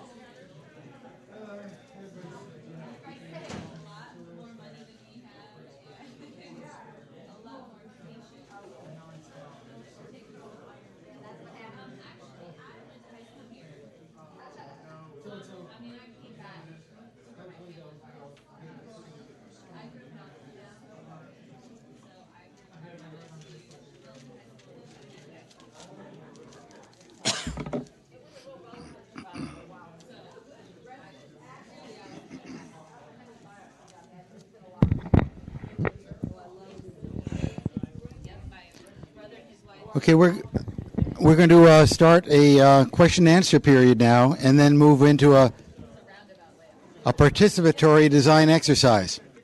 So, I really covered a lot of territory prior to dinner, and it's a great dinner. I'm glad that the city got those caterers, did a good job. Do you have a question on anything that I touched on before dinner, or maybe something I didn't touch on that you kind of expected, and it's an unanswered question? Yes. You talked about the conservancy sites. I think that's what you call it. Conservancy lot. Conservancy lots. There's one in Pennsylvania. Are there special restrictions on that? Yeah. Because it's privately owned, does it not carry the same weight as far as the contribution to the conservation land and the conservation subdivision? It does count toward the conservation land in the subdivision. So if you've got X percent that's required, that can be part of it. But I don't want the conservation subdivision to become just a bunch of large conservancy lots. But maybe 20% of the total conservation land could be a conservancy lot, and that would be restricted from further development. Now, it would also have a minimum size of, pick a number, 10 acres, 12 acres, 15 acres. It would have some minimum size.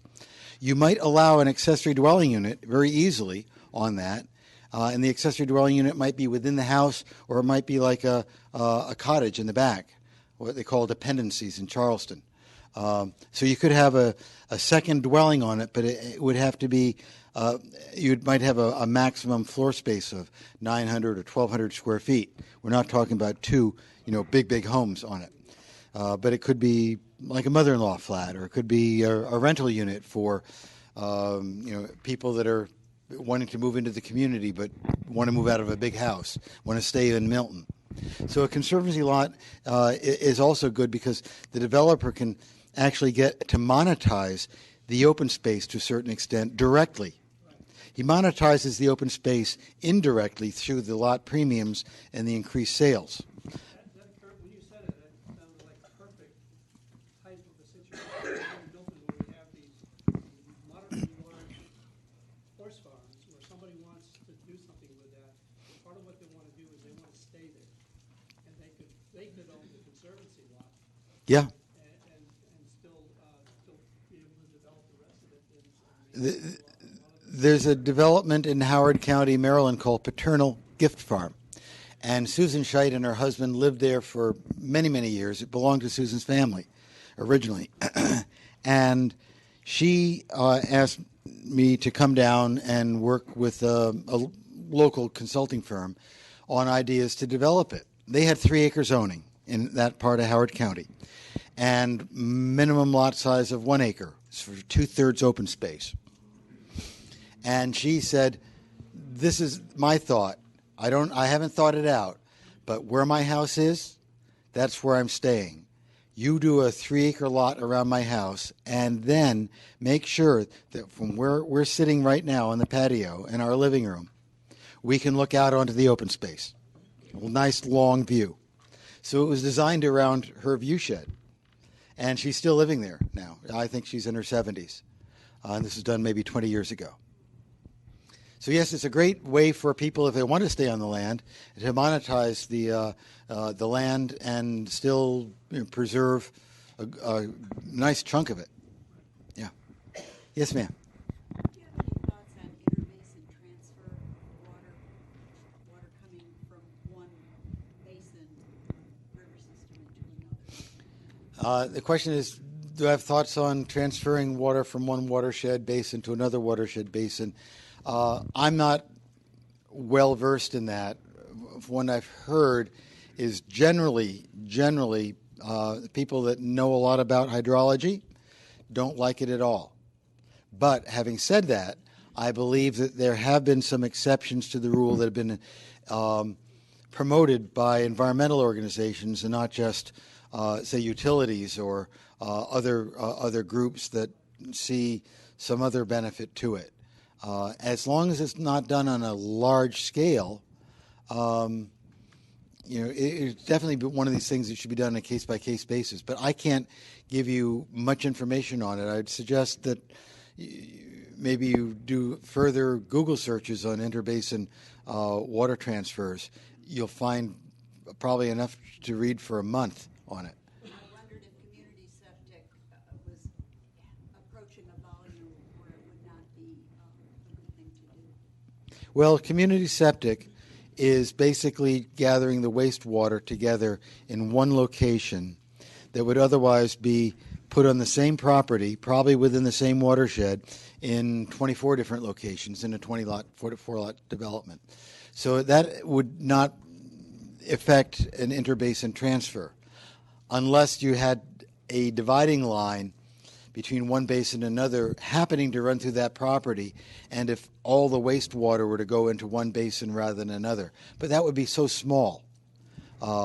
You'd have to get into a huge master planned development, thousands of units, for that wastewater to be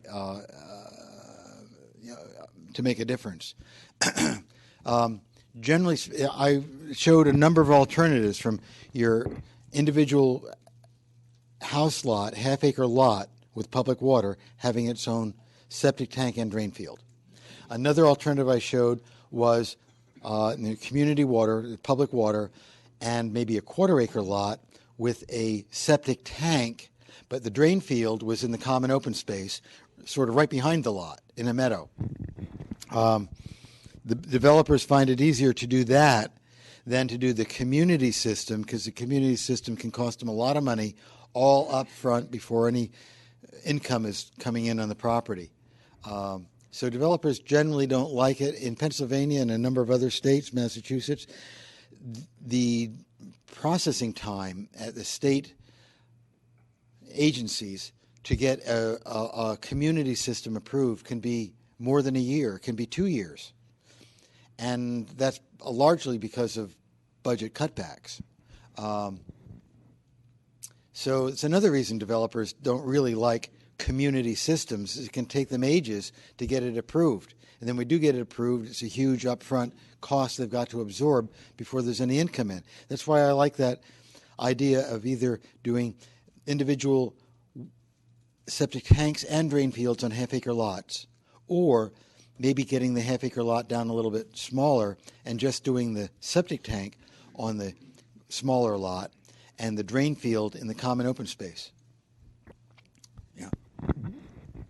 But in all cases, this would be one of the first things that's designed, as I say, the open space.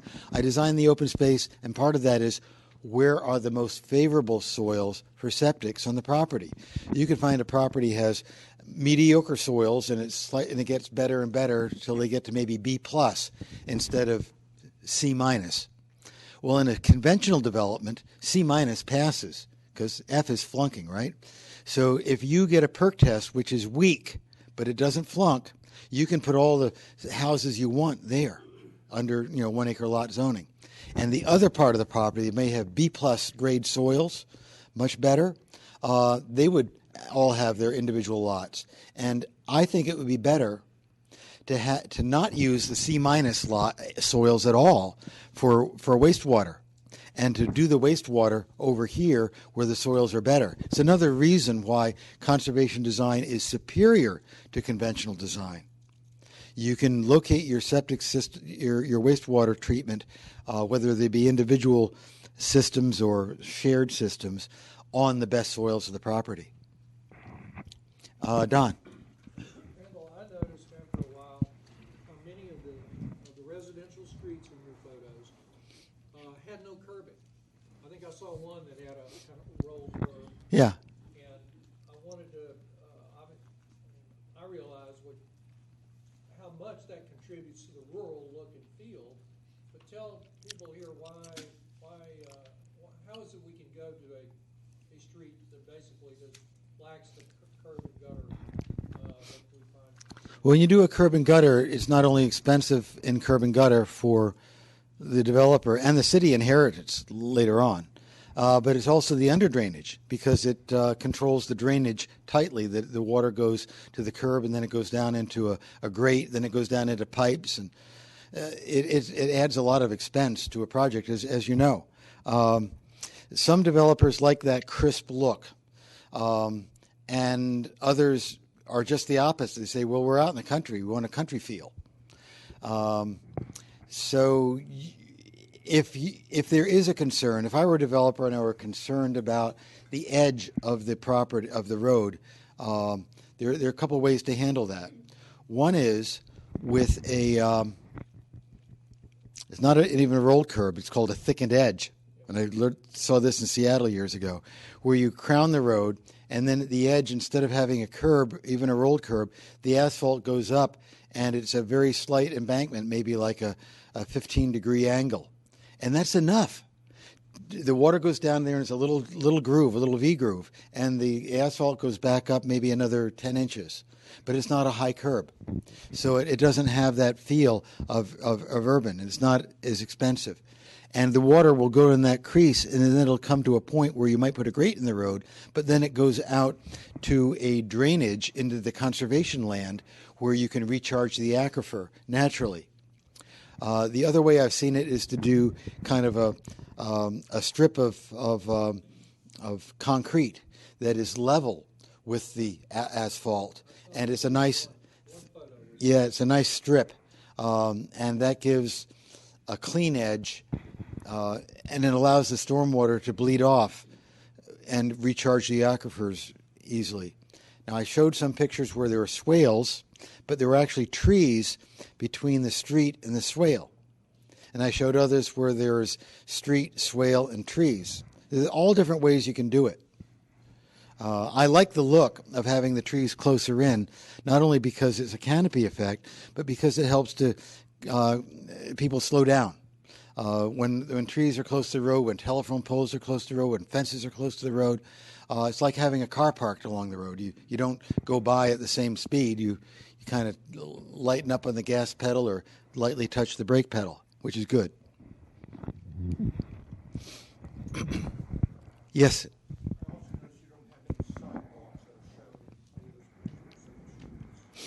I didn't show sidewalks in there. They are generally in this conservation subdivisions that are the higher density. And I think that Summerfield had them, but you didn't see them. But they had a big network of footpaths. So one reason is it's a more rural look. The other reason is we're going to have a lot of off-road places for people to walk, trails and footpaths. Yeah. Yes.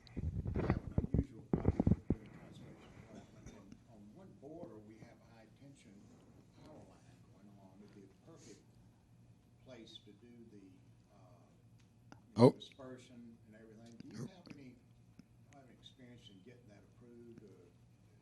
approved? Using the land under high tension lines for drainage? Yeah. I don't have any experience, but I can't imagine why there would be a problem. You got to really work through it with the utility, but they're up in the air and you're down in the ground, and you're just using the land for what it's made for, and that is to absorb water to replenish the water table, the aquifers. But no, I don't have any direct experience. I know that developers have sometimes used that land for trails. Not the greatest trail experience because it's very urban with all the wires and pylons. But I know that they have been used for that purpose. I just approach the utility and say, what are your concerns about this? How can we meet those concerns? Yes, sir.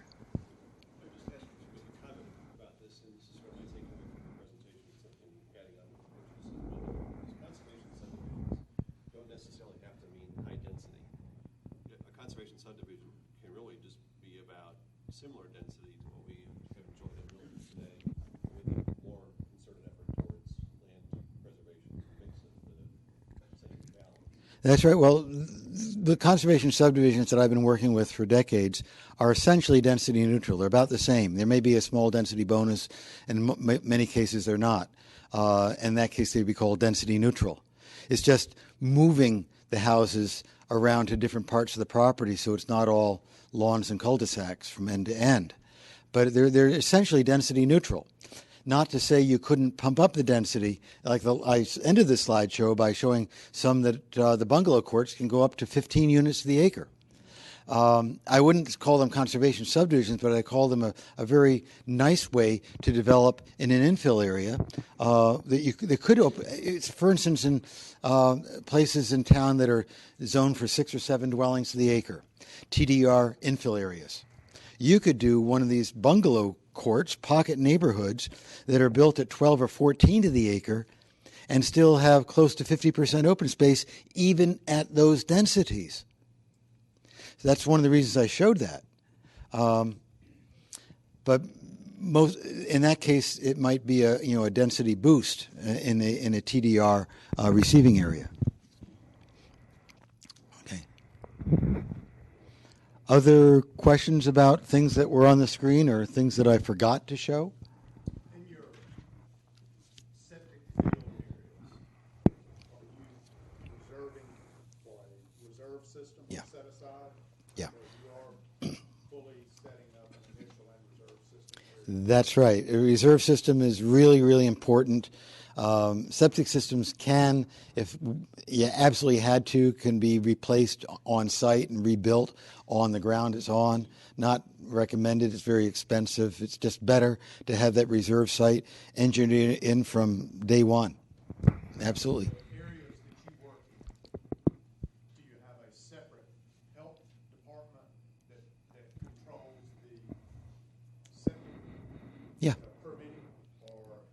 Yes, they do, and it's generally at the municipal level where I live and work in the Northeast. We don't have county government to get, I mean, It's county level either. yeah. And there are pros and cons to everything. Sometimes the larger the bureaucracy, the more conversations you got to have to shift thinking. Well, there's two entities. We've got, I think the issue he said, in that Milton, we've got 1 acre lots, but in Fulton County, you can't put septic on anything smaller than a 1 acre lot. So we can't go to a conservation subdivision and have Milton say half-acre lots, because you can't go to Fulton County and get your septic permit. But you're an independent municipality. Do you have to go to Fulton County? Oh, that rots. So we. Got to be a process in there to bring it Fulton County on. Yes, absolutely. And the rationale you can make is sort of like the rationale I had said before. You get a whole property, and they know soils vary. They look at soils maps. Some soils are great for septics. Some are okay. Some are borderline, it just barely manages to pass. They know that. And if you tell them conservation subdivision design is a vehicle for making sure the wastewater goes onto the better soils, whether you have got quarter-acre lots and systems up there, or whether you got half-acre lots over here and your systems over there, as long as your systems are on the B+ or A- soils as opposed to the lesser soils, they should be really happy as a clam at high tide. It's a matter of them thinking that through and getting out of kind of the mental habit of, gee, this is what the code says, it's what we've always done, you're trying to undermine us. No, we're actually trying to make it better. Because what you're doing now is telling me as a developer, I got to spread my development out. And I'm putting some lots over here on barely perkable soils. But you can't stop me, health department, because it perks by a whisker. So I got you. And that's stupid. And they know that if you can really get to have some conversations with them about ways to improve it. I could send you a chapter on wastewater. Email it to me. Just give me your email address, and it's got a whole section on just what I'm talking about. But it's easier, in my experience, to work with a local board than it is to go to the county boards. They're just closer to home, and they're more responsive, and they're not as kind of rigid. Yeah. So condolences. You got to go to a county level to have septics reviewed. But maybe the bright side of it is, if we can show them, maybe they say this is just going to be a demonstration for 5 years in Milton. We're going to see how it goes. Take it, and then the rest of the county will have the benefit of Milton's pioneering experience.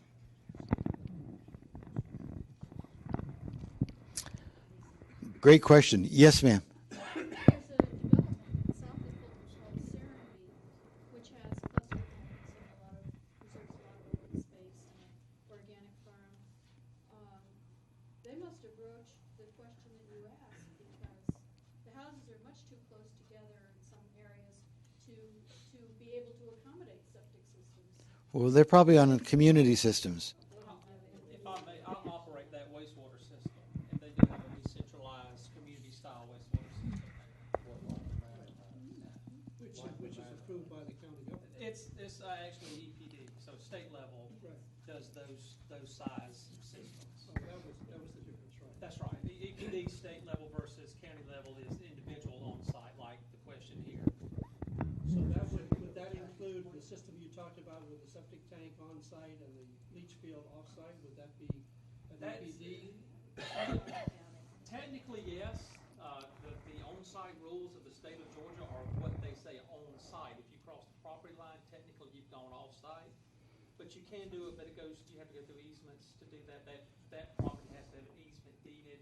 Yeah, to the open space. Right, the receiving land has to have an easement for the home that's sending the wastewater there. Yeah. So that's sometimes what's done in communities I work with is that we want to have a dotted line on the final plan so that Lot 38 knows that he's got an easement out here to the open space, which is where his drain field is, and then everyone's happy with that. Yes. Are you incorporating any of this water technology? Well, the rain garden that I showed you in Partridgeberry Place is a good example of harvesting the water in terms of putting it right back into the aquifer and not just letting it run down to streams. I'm working with a developer outside of Austin, Texas. It's on the Edwards Aquifer, and the aquifer level is dropping. Texas has got a severe drought like California, and they're looking to put in rain harvesting on all the roofs of all the homes there. So that's a project in progress right now.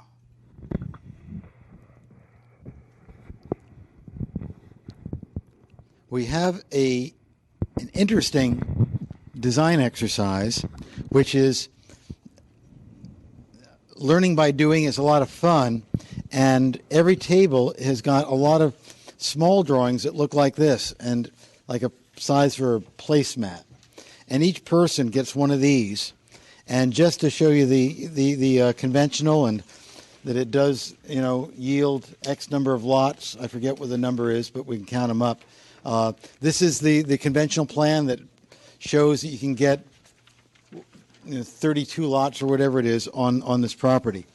So everyone gets one of these, and we're going to pass around some little M&Ms, the mini M&Ms. They're the designer M&Ms. And the designer M&Ms are really small. They're smaller than a pinky fingernail. And everyone's going to get the number of whatever this lot count is here. 36, that's what it is.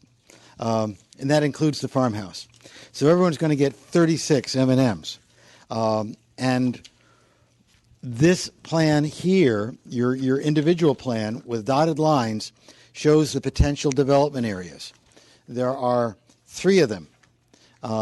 And the conservation areas are also identified with arrows and script, like tall oaks on a small knoll, stone wall, field, views, grassy glade, hemlock grove, that sort of thing. So we know where the open space is going to be on this property. And we know where the development is going to be. The development is basically going to be in this big area along the southern boundary, along the southeastern corner, and then up in here going around the knoll. The knoll is an island of open space up there. And the The other open space goes right, includes all these fields, and then goes down the stream valley. We're going to ask everybody to select 36 M&Ms, and then after literally 5 minutes, no more, of quick and dirty first reaction, sort of gut feeling, what do you think? Each table is going to then graduate to the larger sheet, which is humongous, much easier to see, same piece of ground, and you're going to take the ideas that are generated individually and blend them so that you get a conservation design in the middle. And after about a half an hour of that, I'm going to ask you to take some colored pencils and substitute for the M&Ms big red dots, and then draw in with a black or brown pencil where the roads are. Okay? And then we will have a plan of houses and roads. If you have time and crayons, pencils, and the inclination, you can color the open space green too. But basically, at the end of maybe 45 minutes or so, we should have red dots and a brown line on the big map that reflect the type of layout that you do on the small individual sheets around the table. And then I'll pick up each one of the big sheets, and everyone can see what the other tables have done, and then we get to go home. But you'll see there'll be commonalities in the designs from table to table, and that's because due to the way the ordinance is written, the conservation land falls in these places. This is a community that wanted to preserve the view shed from the road, wanted to preserve the farmhouse, wanted to preserve the farmland and pastures, and they decided to put the homes in the woods. So just by that policy, all your designs will have a family resemblance. Now we're going to pass around the M&Ms, and if we don't have enough for everybody to get 36, you can do 3 drawings around a table instead of 6.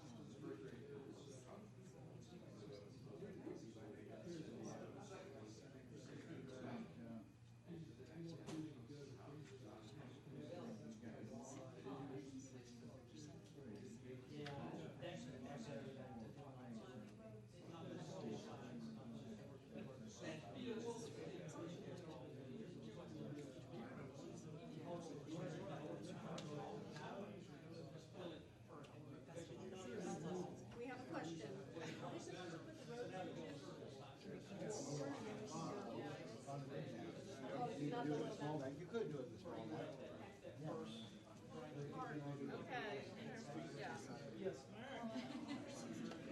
Come on, do it. There was a question about the road, the new road that you'll be creating, and it was, should we show it on the little map? That's fine. You don't have to. The big map is the important one. But when you do the road, think about not crossing the stream, because it costs a whole lot more money and it can take more time to get the environmental reviews. So look at ways of doing the development without crossing the stream with a road. You can cross it with a footpath. You can have stepping stones. You can have a footbridge, but not a great big culvert and a street.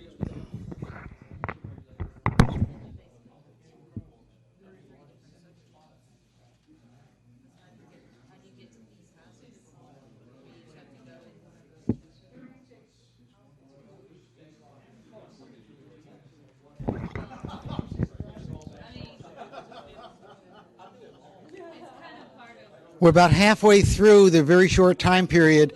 I'm asking you to do your quick and dirty. So another couple more minutes, and then we'll move to the one in the middle. It's about 8 o'clock, and I know that I want to give you a good 40 minutes or so on the big sheet, and then it'll probably be 15, 20 minutes in the show and tell at the end.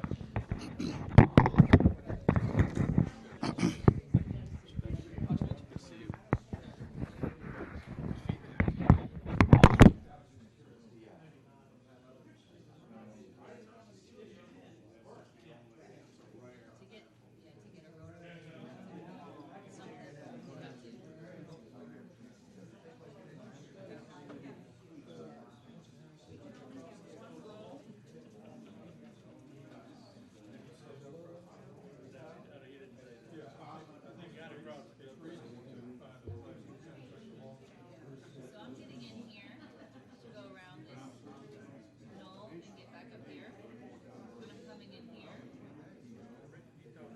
In here. He said not to go over the stream. And all of this is stream.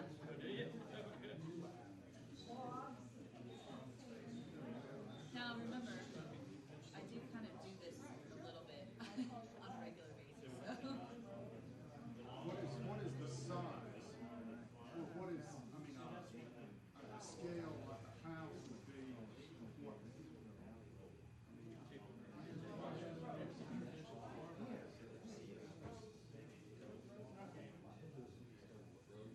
One, say if this is 100 feet, 50 would be 1,000, so that would be. Not going over the stream, the road's very high. Because basically you have them three separate neighborhoods, right? I mean, you have to.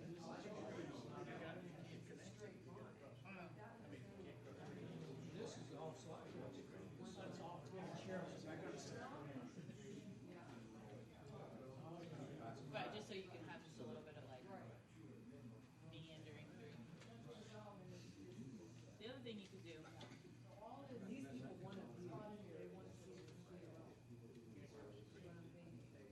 Right, so these people would have this view, and these people would have that view. So you could do a back, like an alley bed version of it.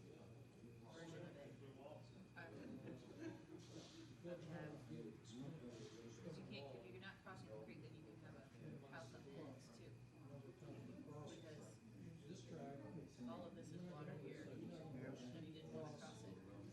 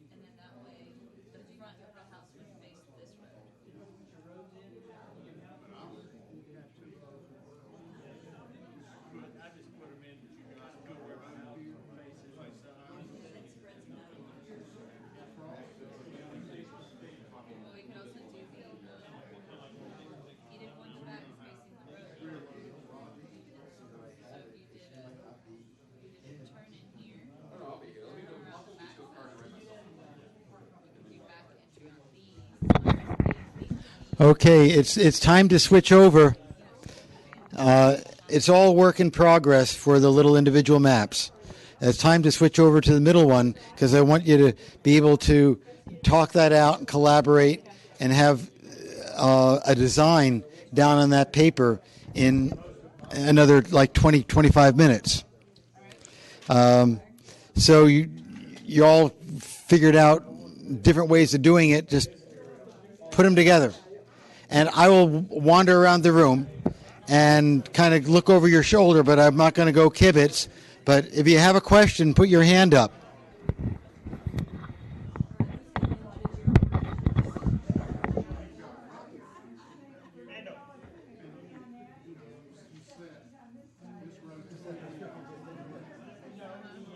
Talk to lady that that's selling the land. And it's for children, conservation.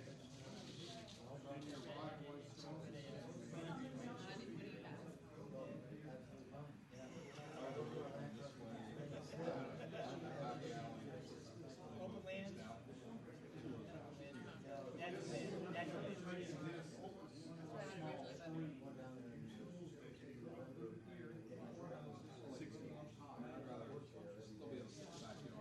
Well, those would be like super prime.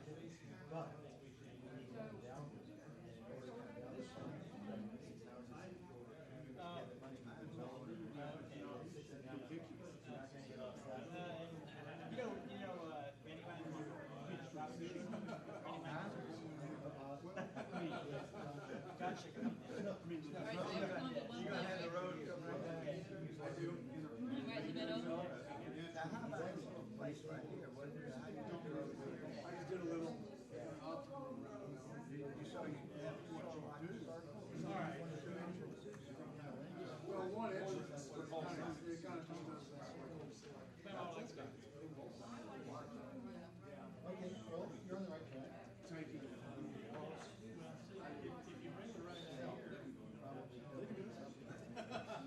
So I'm liking your back behind with like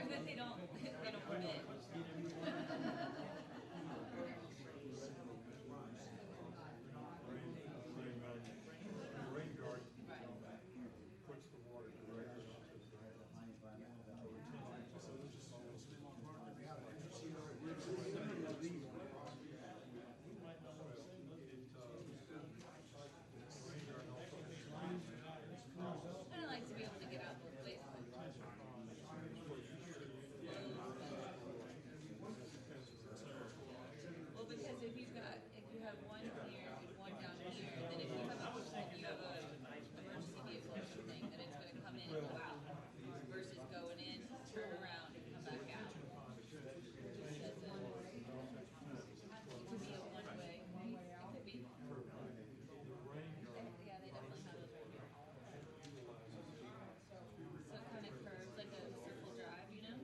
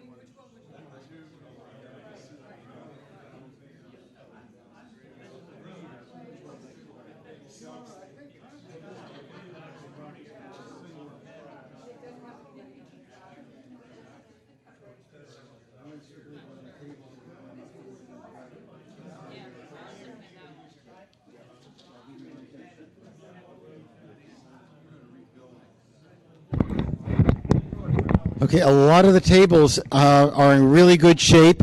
I'd like everyone to finish up in about another 5 to 10 minutes in terms of getting down those big red dots where the house is going to be and a thick black or brown line for where the roads are going to be.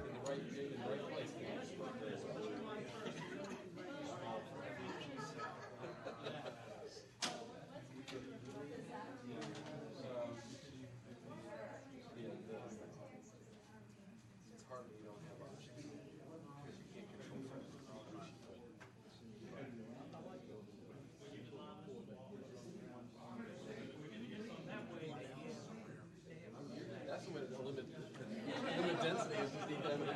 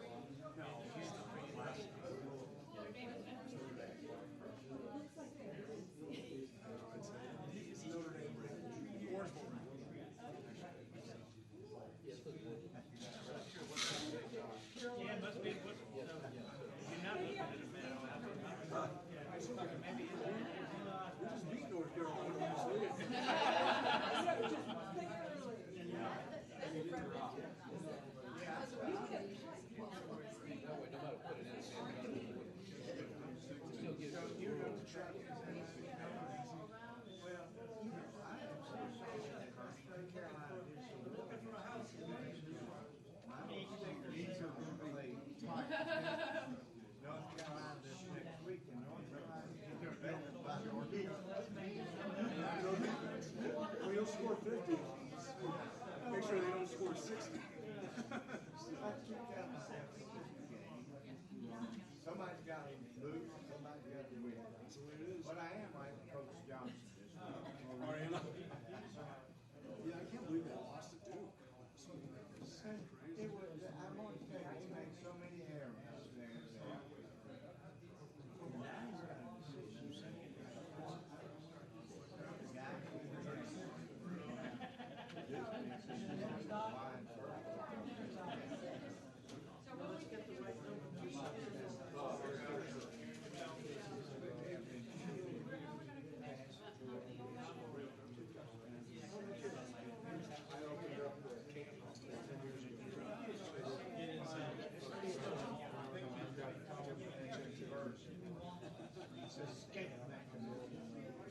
Probably, football's in my family. My dad played the NFL.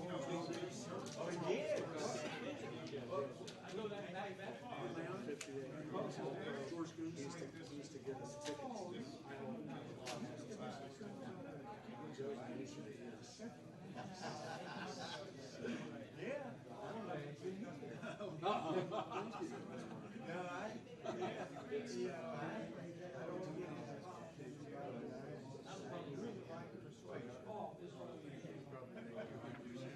I try not to just screw it up.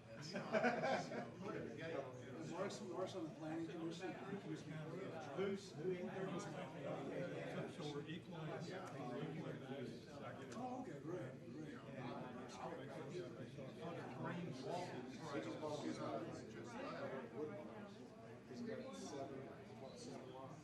We live in St. Louis, the neighbors. Conversations about everything that's going on. All that stuff. Not walking dogs and stopping dogs.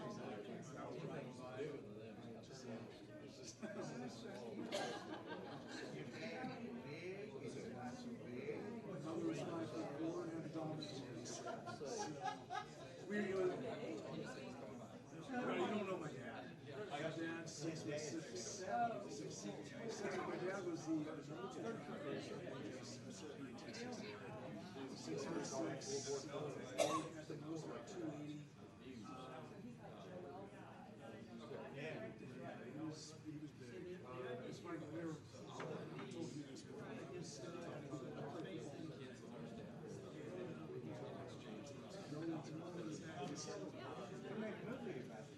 Yeah, I heard that one. I'm gonna write a book and it's gonna be called No, Not Like Rudy. So anyway, we got to give a speech in 1 minute. Myself, Alan Lawson, Tony Rice, right.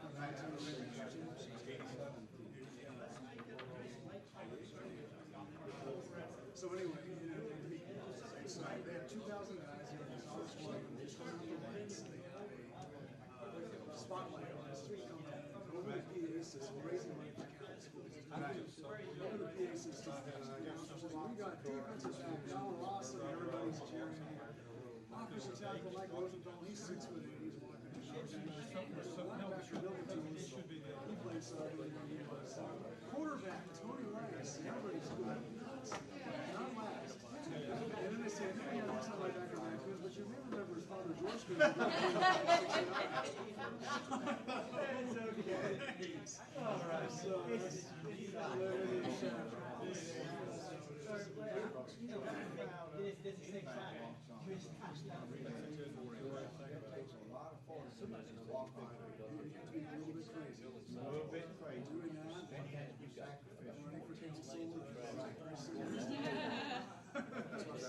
Which was worse?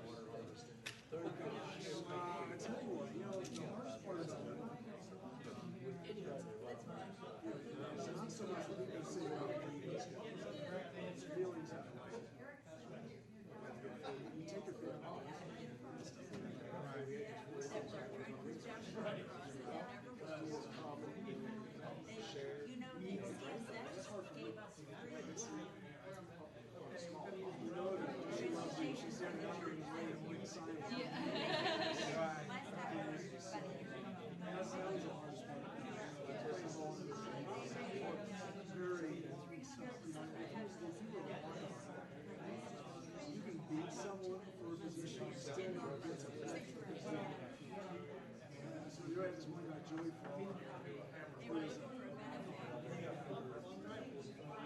Special teams, they beat him so badly that he transferred the next week. And I still didn't get a chance to play.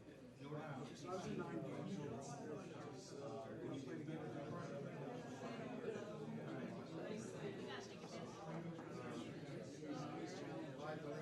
Especially when we were just 4 athletes. One's had to think about the field too. Right. Three is having relationships. Right. Situation. That was, any way you look at that, it's crazy. That was a very poorly managed outside relationship. Considering his it wasn't. I'm not considering that it was not fake.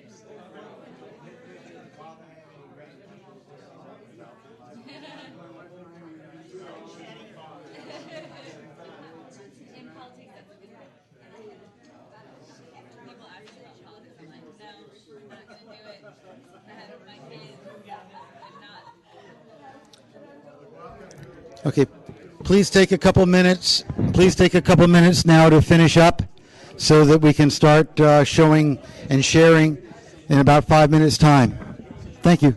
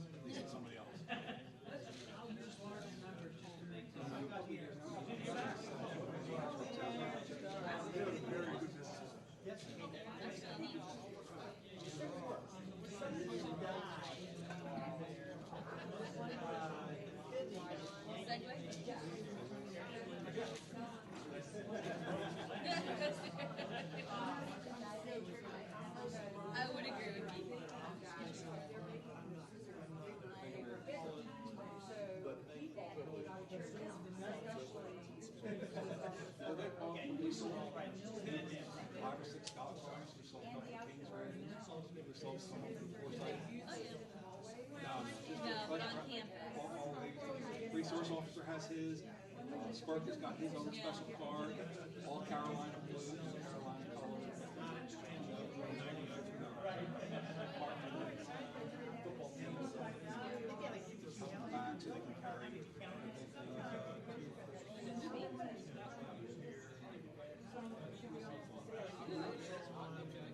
Business in the back, store, classic clothes. So that's like my favorite. You ever need anything that's kind of, unique, I'm gonna go to Marcus. They may have.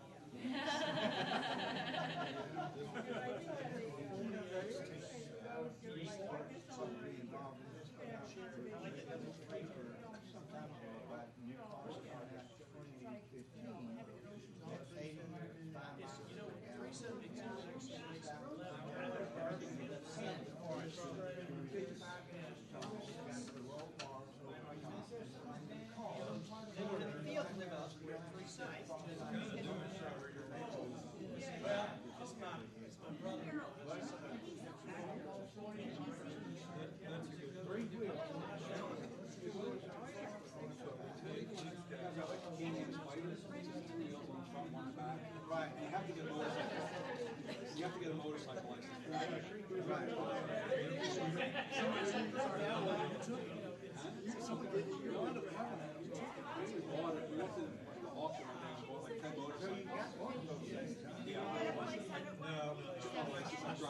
Drive around Milton on it.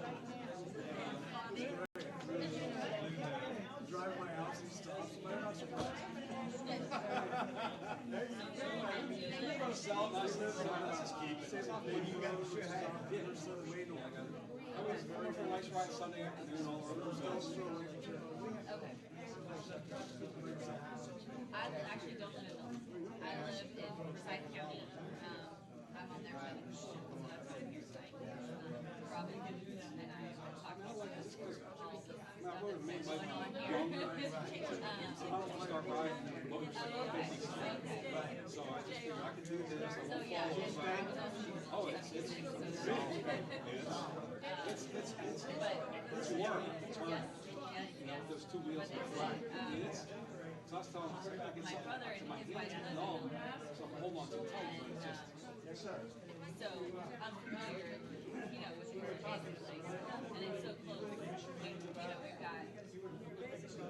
right now we've got a project going. It's actually in Forsyth County, but the entrance is to be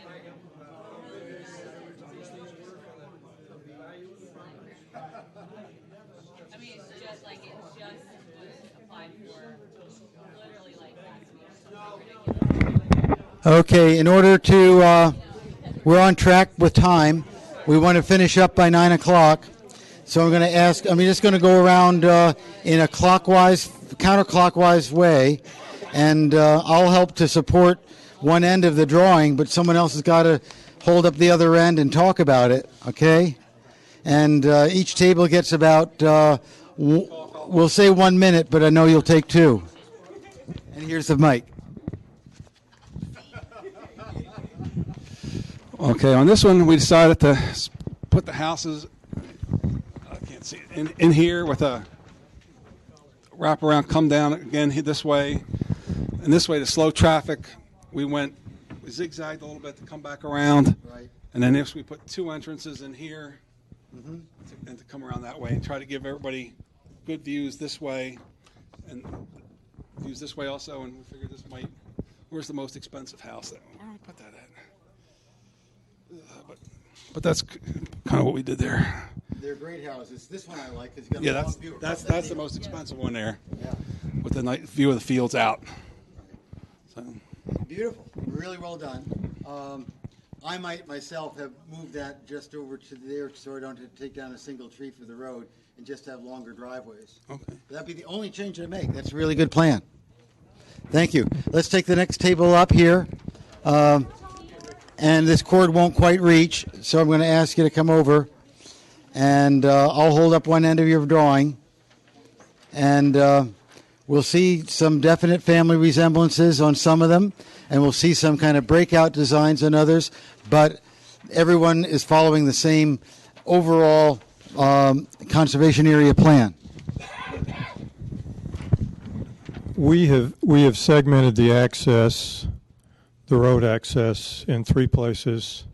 We're coming in there with a single loaded road that accesses lots, houses that are angled so that they maximize the views to the field.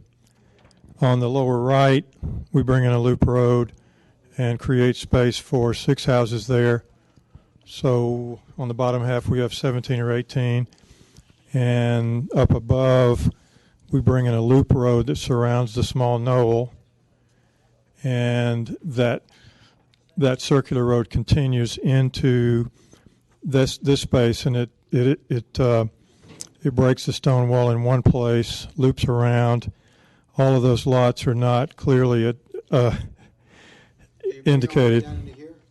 We are. That's a long road. Yes, and we're leaving it's gravel though, and we're we're leaving the piece of the field that we're leaving this angle undeveloped by the stone wall.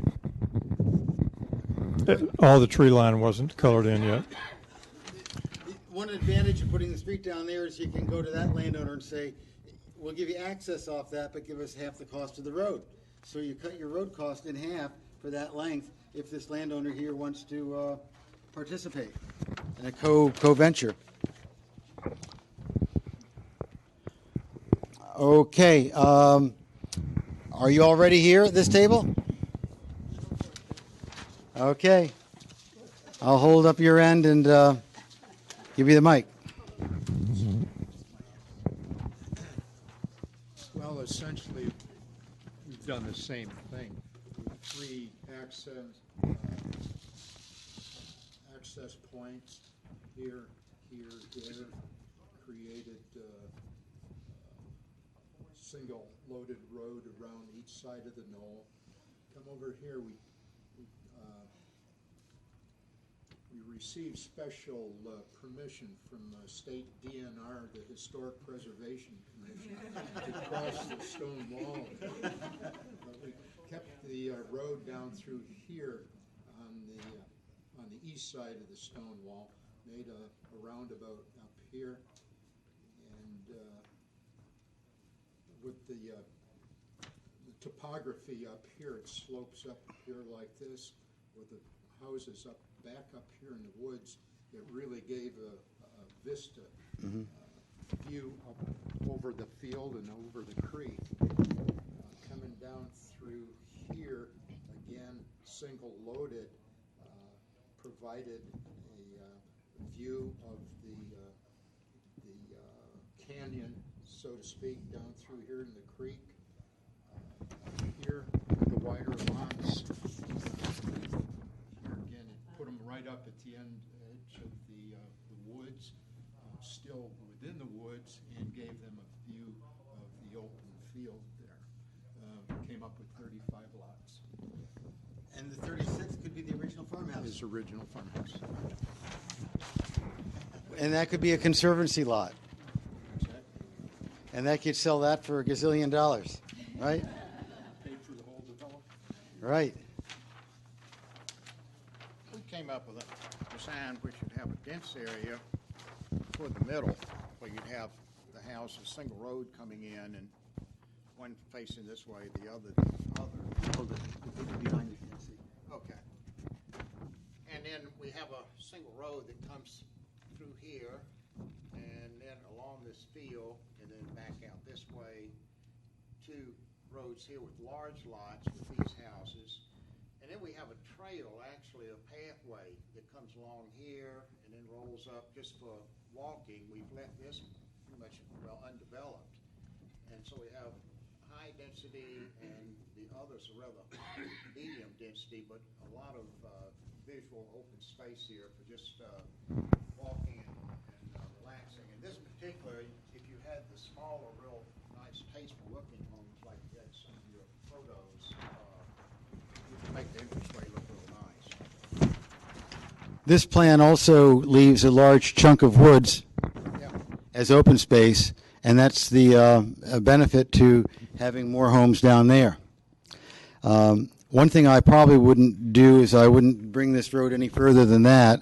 I'd have a trail crossing the creek. It's much easier to have a trail cross the creek than have a street cross the creek, and much less expensive. So I'd cul-de-sac it up over here and cul-de-sac it up over there, but have a trail that makes the connection. And a couple common driveways is not a big deal on that road, and not very expensive either. That's a good plan. I like it. Thank you. I think the next to last table is right here, and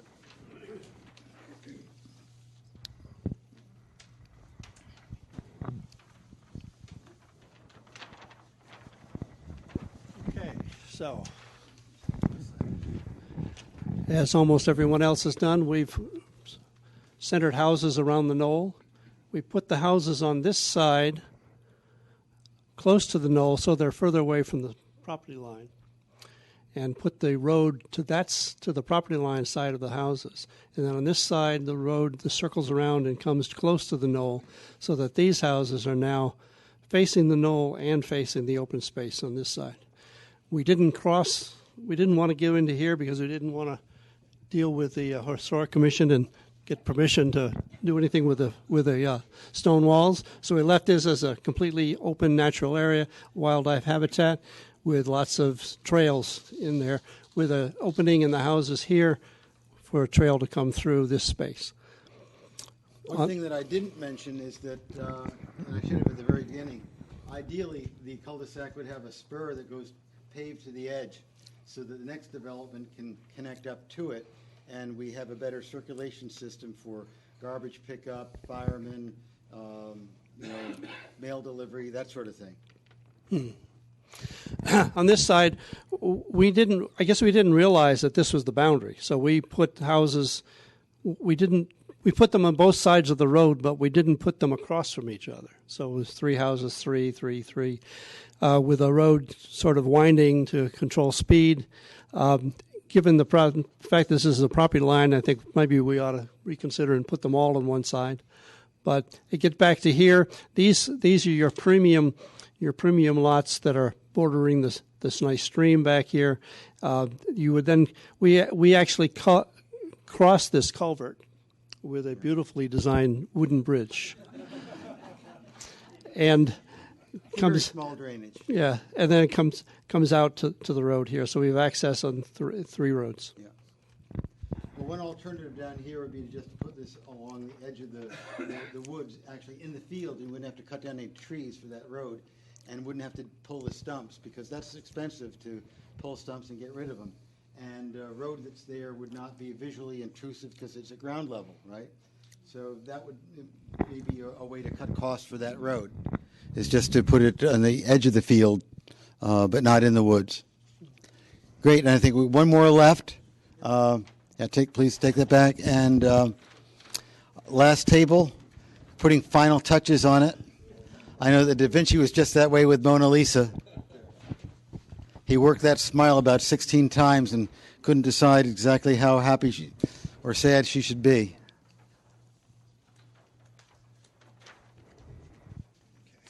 I'll take that end, and Don will take this end. Okay, thank you. What we're going to do is do 2 entrances into our project. We've got one entrance towards the north and one entrance towards the south. On the north entrance, we've had the 4-meadow and the rural vista maintenance over here at the front of both of them by pulling our homes way back off the road. In addition, we've looked at potentially rain gardens up here.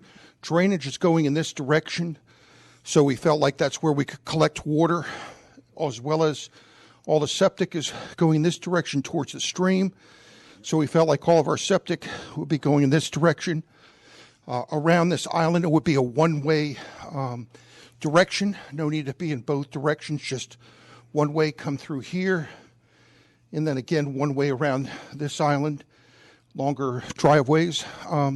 Same thing here, coming in, just one-way road. We want to kind of make this into a very pretty island. And again, coming back one lane around the traffic island. Again, looking at most of our septic kind of going in that direction. Rain garden here for stormwater. These are our trail systems. We've got one trail going back here. We will have to intersect the stone wall here. Have a little bridge here and here. And then also a trail to the actual farmhouse. And then we actually have a fenced-in area, keeping our animals outside of the stream buffer, and then also maintaining that so that could be kept with livestock. There you go. Very, very nice. Now, depending upon soils, one idea might be to go outside the lot line and just use easements between the edge of the woods and the trail and have the individual drainage fields up in there and similarly around in here. So you actually go out in there, and that would be managed as a meadow. You wouldn't want horses or tractors on top of the drainage systems. But those parts of the field could be converted to meadow and maybe mowed once a year so they maintain their meadow status. And we are good for time. We're ahead of 9 o'clock, which means that there's time for some final questions about almost anything, including what's the latest weather report? And will the storms arrive before dawn and be cooler weather and less intense, or are they going to come at 9 or 10 or 11 o'clock in hotter weather and be more of a problem? We don't know. Anything about what we've done tonight, Laura? I was wondering about how do you incentivize people to do this within, how do you incentivize Okay, well, there are different ways to kind of carrots and sticks. There's some built-in carrots, because you can see right off the bat that you're going to push dirt and on half the property, and that's heavy, like lead, pushing lead around. So grading is zero cost on half the property. You don't have to take out tree stumps if it's woods you're saving too, because you're going to develop into woods. That's more expensive than developing on a field. So to the extent there's woodland that's preserved, that's another bonus to the developer, because he doesn't have to yank out all those trees and dispose of the stumps. He can have shorter streets and water lines. I think there's a possibility. The city now requires, I think, 22 and 24-foot paved surfaces in conservation subdivisions. Maybe we could roll them back 2 feet, which is like 10%, down from 22 to 20, and from 24 down to 22. That kind of thing might be one of the incentives. We could, if you're offering a density bonus, like a small one that won't be too large for the community to absorb in terms of traffic or school pupils in the school system. You want to have a sort of a small density bonus in order to make that effective, maybe a small density disincentive. So like if you've got a 20-lot development, if you do conservation design, you do 21. It's 5% bonus. If you do conventional, you get 19. That's a little bit of a tweaking there. There's no taking of land without compensation with this, because the developer can always get his full density 20 or 21 by doing the conservation design. So a density disincentive, it might be 10% plus and 10% minus, or 7.5% more versus 7.5% less, or 5 and 5. I mean, I wouldn't go to bigger numbers, because bigger numbers on the bonus side might ricochet against public opinion, and bigger numbers on the disincentive side would ricochet against developers saying no, no, no. But I think that we have a measured, balanced approach to a little bit of carrot, a little bit of stick. I'd like to make sure that conservation design is a by right permitted use. Lots of communities classify it as a conditional use because it's a new thing, a lot more levers and knobs and things to look at. It's a little more complicated, but you can get to all of that through a good set of design standards and procedures, like walking the site and having the mini charrette. Davidson, North Carolina, matter of fact, has a charrette for every development. It can be a 6-lot development. It can be a 600-lot development. It could be a strip center. They do a charrette. Now, if it's a 6-lot development, the charrette is probably like 3 hours on a Wednesday afternoon. It's no big deal. But the charrette idea is we're bringing people together and having them talk outside the normal official kind of planning board meeting where decisions are made. It's like a planning commission meeting that's a work session, and it can be outside. The mini charrette can be in this room. It could be in the back of a pickup truck. It could be the hood of an SUV. I mean, any place you can put a drawing and draw with a dozen people around saying, well, this is what we saw. These are the ideas. It's like what you did here. But I really like that idea. And that can, if that's available for conservation design, a developer, it won't take long for developers to figure out that is a way to sort of fast track it. There's no way under state law in any state that I know of to say a conservation design can take fewer numbers of days. I mean, it's set by a state statute. But we all know that some subdivisions drag on and on. They go back and forth for longer than anyone would really like. And that's because I think there's not enough dialogue up front and walking the site and talking about the options as a small group. So this is a way to speed up the process without tinkering with the numbers in the state law that govern what planning commissions must do in a certain time period. But I think it could help speed it up, and definitely by right permitted use. Some townships that I work with in Pennsylvania have said, well, since we know for sure that a conventional development that leaves nothing in its wake but lawns and cul-de-sacs isn't doing anything to implement our comprehensive plan policies or our conservation plan. In fact, the opposite is working against those policies. Let's put a little bit of a break on that. So let's classify a conventional development that is wall-to-wall house lots as a conditional use. Now, developers really don't like conditional uses. They take longer. Time means money. They can lead to a whole bunch of unpredictable conditions. They could even lead to, no thank you, we're turning it down. Because, and I can't speak for sure about Georgia law, but in most states, a conditional use gives the Planning Commission a lot more discretion to say yes or no, or to impose a lot of conditions. Whereas by right permitted use, which is kind of it's kind of just a normal fast track. That should be definitely for conservation design, but maybe you want to reserve that for conservation design, and maybe not the first year you have this on the books. There's a danger to writing an ordinance that tries to do absolutely everything to make this perfect, and it's probably better to get a good ordinance on the books, take it for a test drive for a year, two, come back and refine it. I think that's a good idea for any ordinance on anything, is you review it after a couple of years to iron out the bugs. Well, one of the things you could do after a year or two is say, well, maybe like they did in Orange County, North Carolina, maybe we ought to change the levers a little bit. They didn't classify conventional development as a conditional use, like I just suggested. They did something else. They said developers bring in 2 quick and dirty sketch plans. Staff will compare them against the goals and the policies of our conservation plan and our master plan or general plan or comprehensive plan, and we'll make an official recommendation to the Planning Commission. And that really kind of pushes things in this direction. In no case would you get 100% conservation subdivisions doing this. You'd still get a blend, and some developers would just kind of say, we understand all the parameters, we still want to do a conventional because that's what we've done for 30 years. So there's some people you're just going to be totally going forward the way they've done business before.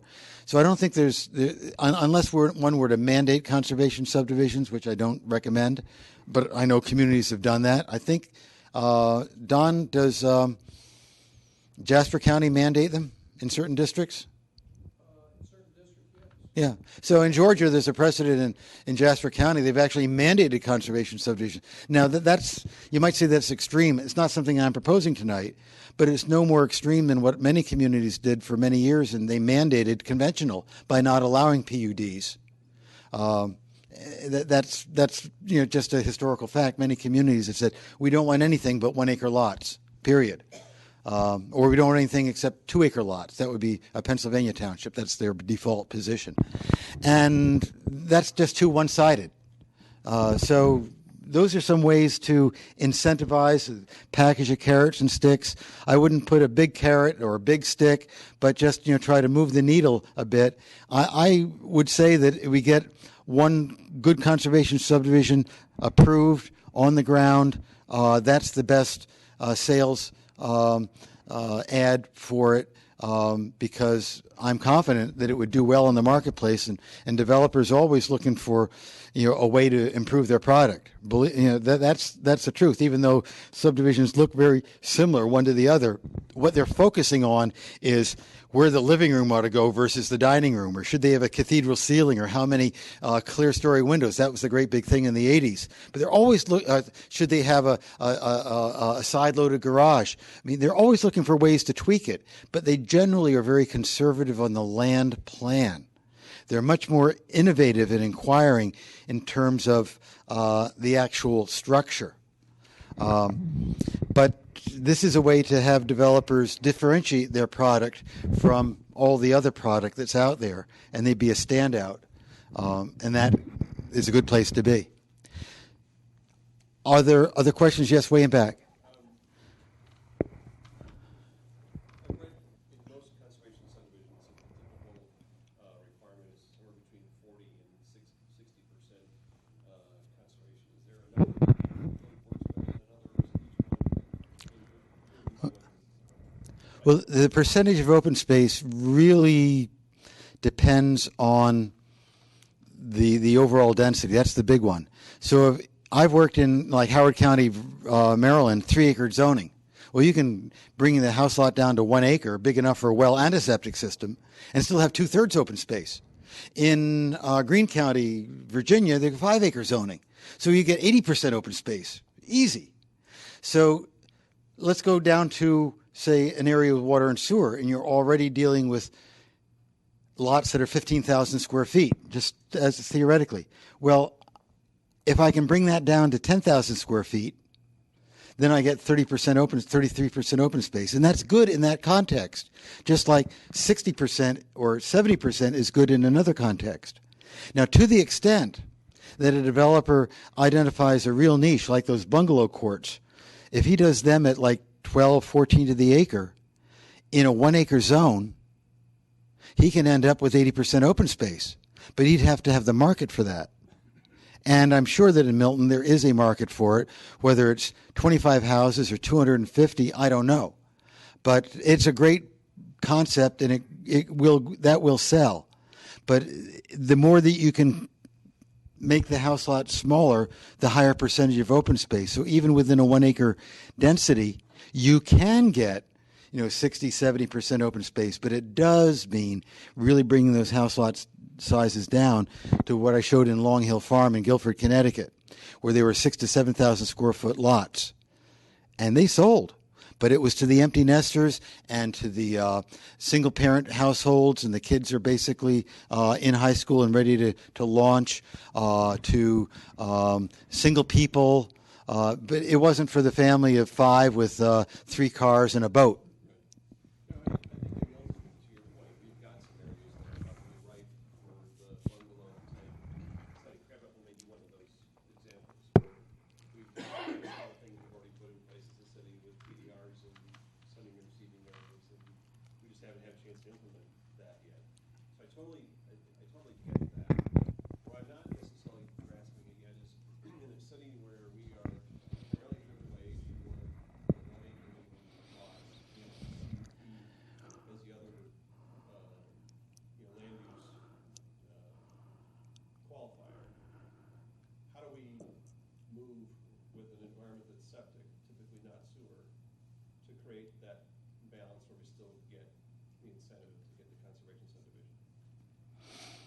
Well, without the sewer, the developer, of course, has got to provide on-site.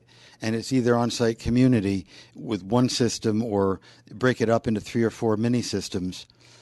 And what I'm suggesting is that an incentive for the developer is not to do a community system, which has those upfront costs and maybe a longer approval time, but just to pop the drainage field into the open space and then do a dotted line easement around that and the reserve area.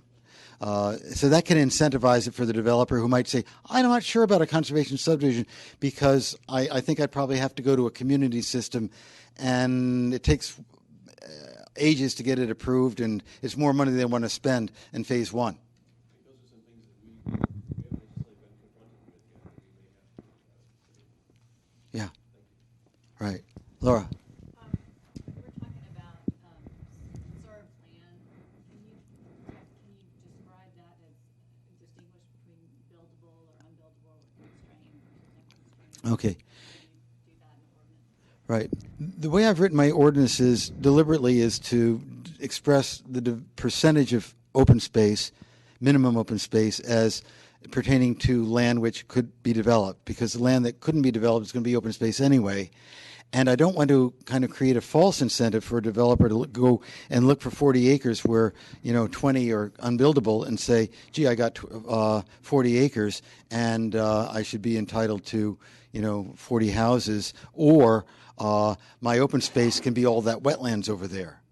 The wetlands are going to be open space regardless. I mean, that's just the nature of the beast. I want to see upland pasture, upland arable cropland, or upland woods as part of the open space system too. So there's a danger in allowing too much of the open space to be the unbuildable. And typically I've said whatever percentage it is, 40%, 50%, 60%, that all pertains to the buildable land. And I think that's fair. So the unbuildable land is taken off it's already considered safe, but not really part of the calculation. That's right. Now, in terms of the yield plan, if he can show a 1 acre lot where the back third of it is a wetland or a 100-year floodplain, couldn't build a house. I don't care if the back third of his 1 acre lot is wet or flood prone. So in the yield plan, I'd allow him to count the wetlands or the floodplains as part of his house lot, not a major part, but like that.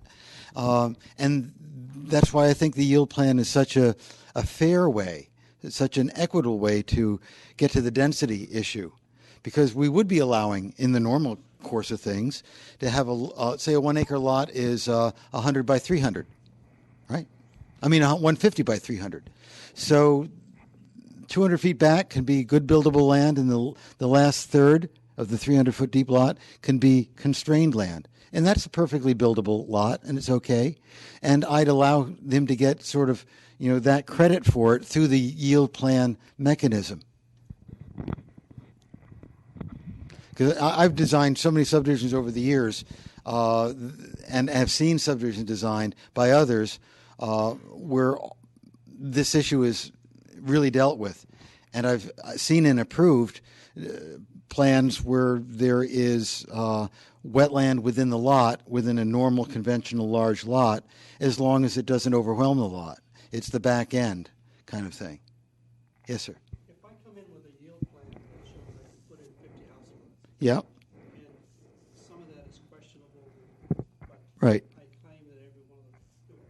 In your procedures, do I have to go and perk all 50 lots? No. At the most, I would say 10%.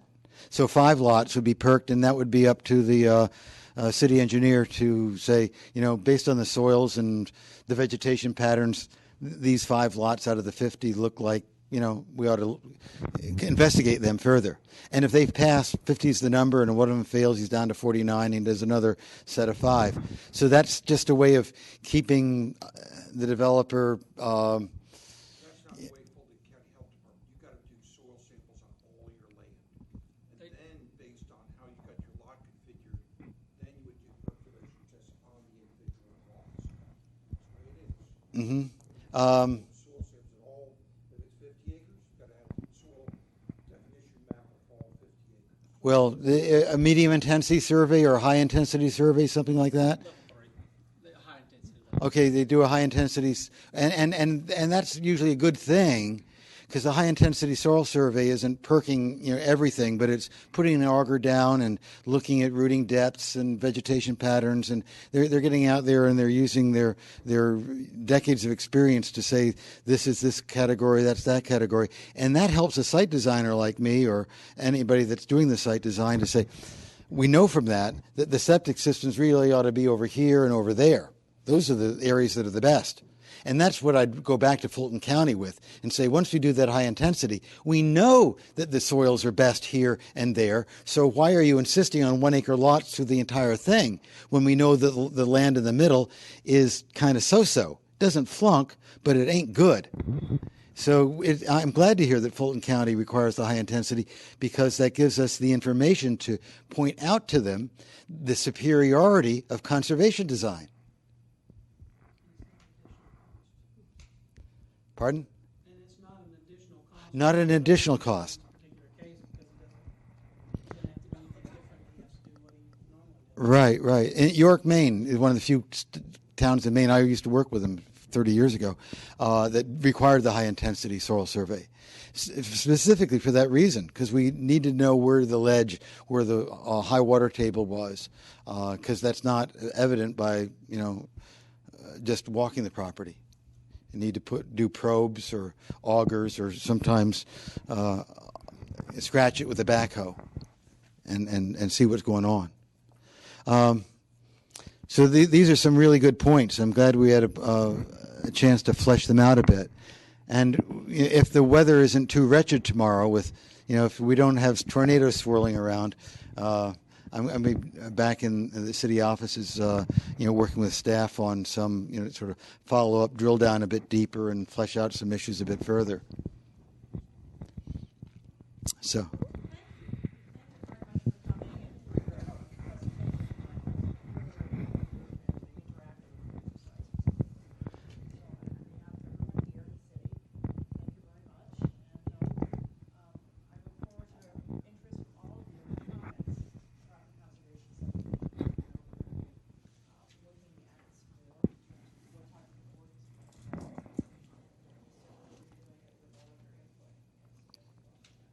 Yeah. You're really welcome. Thank you. And if you want to avoid a fiasco on Christmas morning with people coming down and not finding a land use book under feel free to browse. Yeah.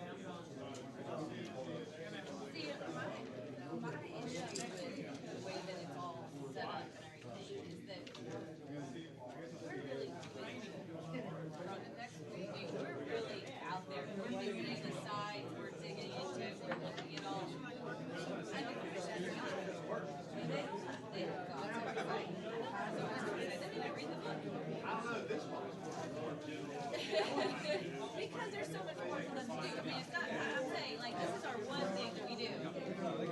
But then if you consistently just go and get planning on three things, this is really defeats the whole purpose of actually digging into all the details of it, you know? So, I could sort of political things out.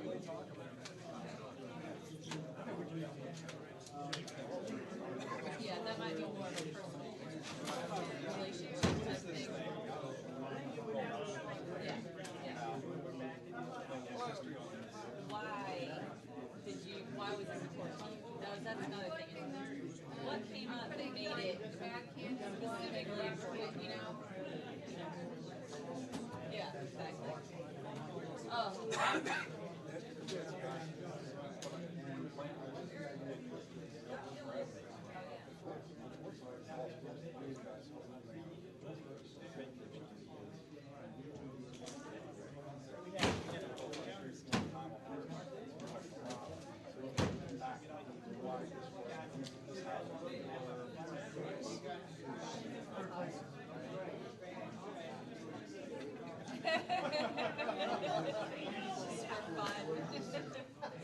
for fun. Yeah. That's great. I like it. All right. Wait, he likes to recycle.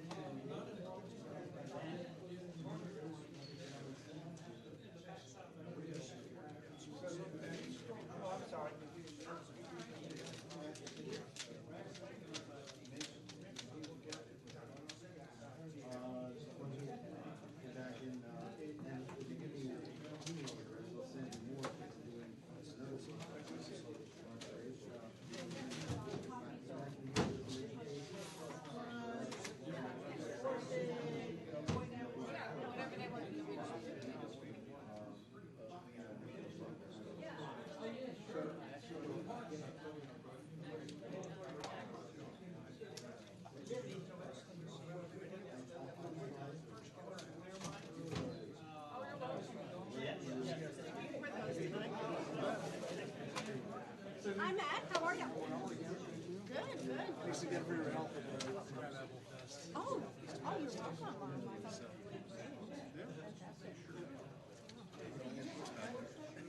Right, right. When's your next one?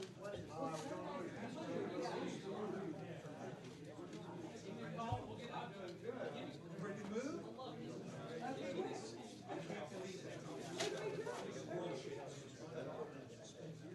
I do Walker Cook. You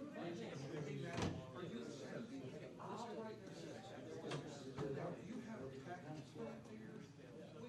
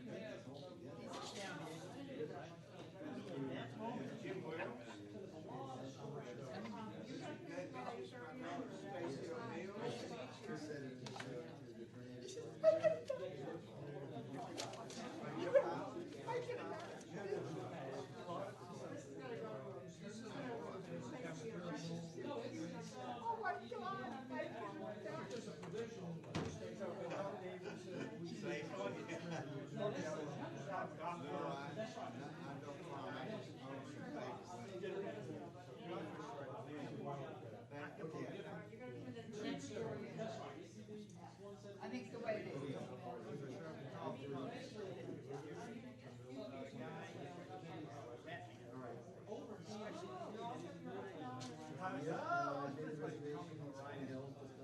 Okay, this one right here.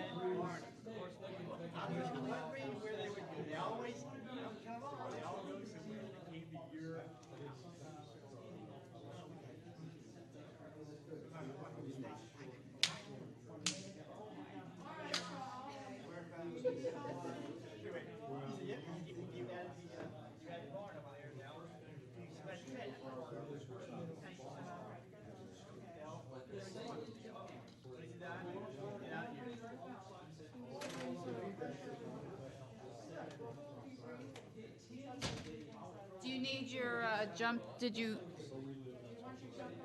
All right. Did he just copy it on the thing? Did he just? I don't know. Usually the IT guy just copies it. So maybe he'll give it back to him. That's for the. Yeah. So it doesn't.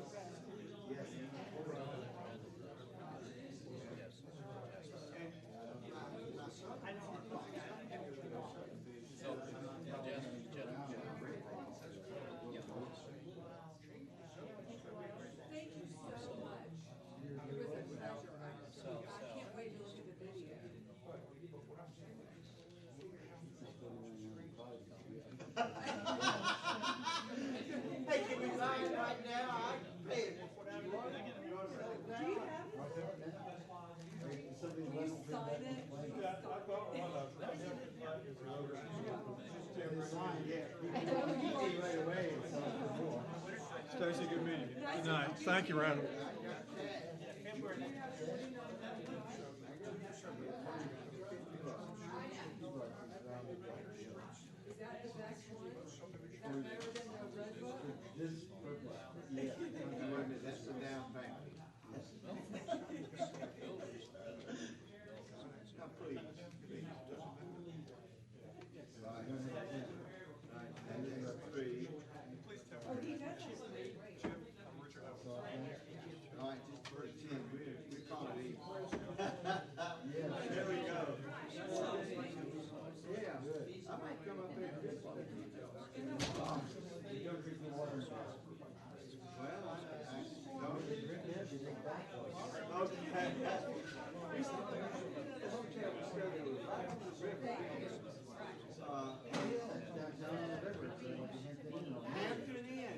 And what I liked about that little hotel, the ladies that made the breakfast was personally involved. That's for hotel breakfast.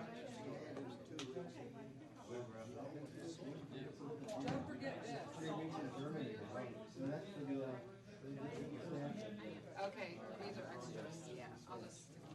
Good to see you. Good to see you. If you like hiking, just Sometimes if like you to go just just walk walk this. the middle of town, up the hill, one of the bridge, and then on the right, you go all the way down. And it's walking up the hill, you get to a wonderful landmark, you can walk all around the rock. I saw that, I didn't, Thorn Hill. right, I didn't do that, but I did walk across the street. I have the feeling, Oh, yeah. And I know where the locals eat. They eat close to the, you can tell where the pickup trucks are. There's a Starlight Cafe in Bath, and it's made. You will talk with us more. Okay, all right. Randall, thank you so much. I wanna give you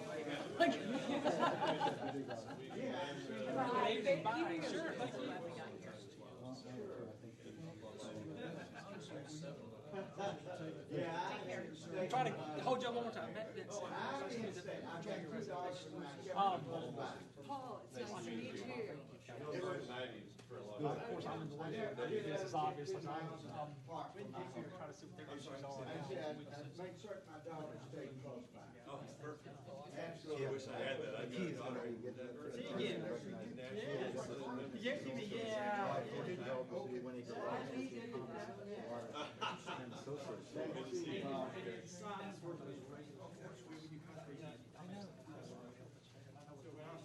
Tell me when you're trying to do some of the things you're suggesting, which, you got a lot of work. Take a common sense approach, that all makes sense with the regulations. Yeah, that's why you have to ask for, like, we're gonna do this as a demonstration, and we're not gonna set a precedent until we're sure that it works well. got that, man. Do you have your cards on that? I don't have, I got I don't know how to city petition right now. Sounds good. Thanks for your help. Okay, nice to see you again, yes, I remember you, yes. I actually parked in the back because I thought I was. Oh, you can call us. Well, I can't,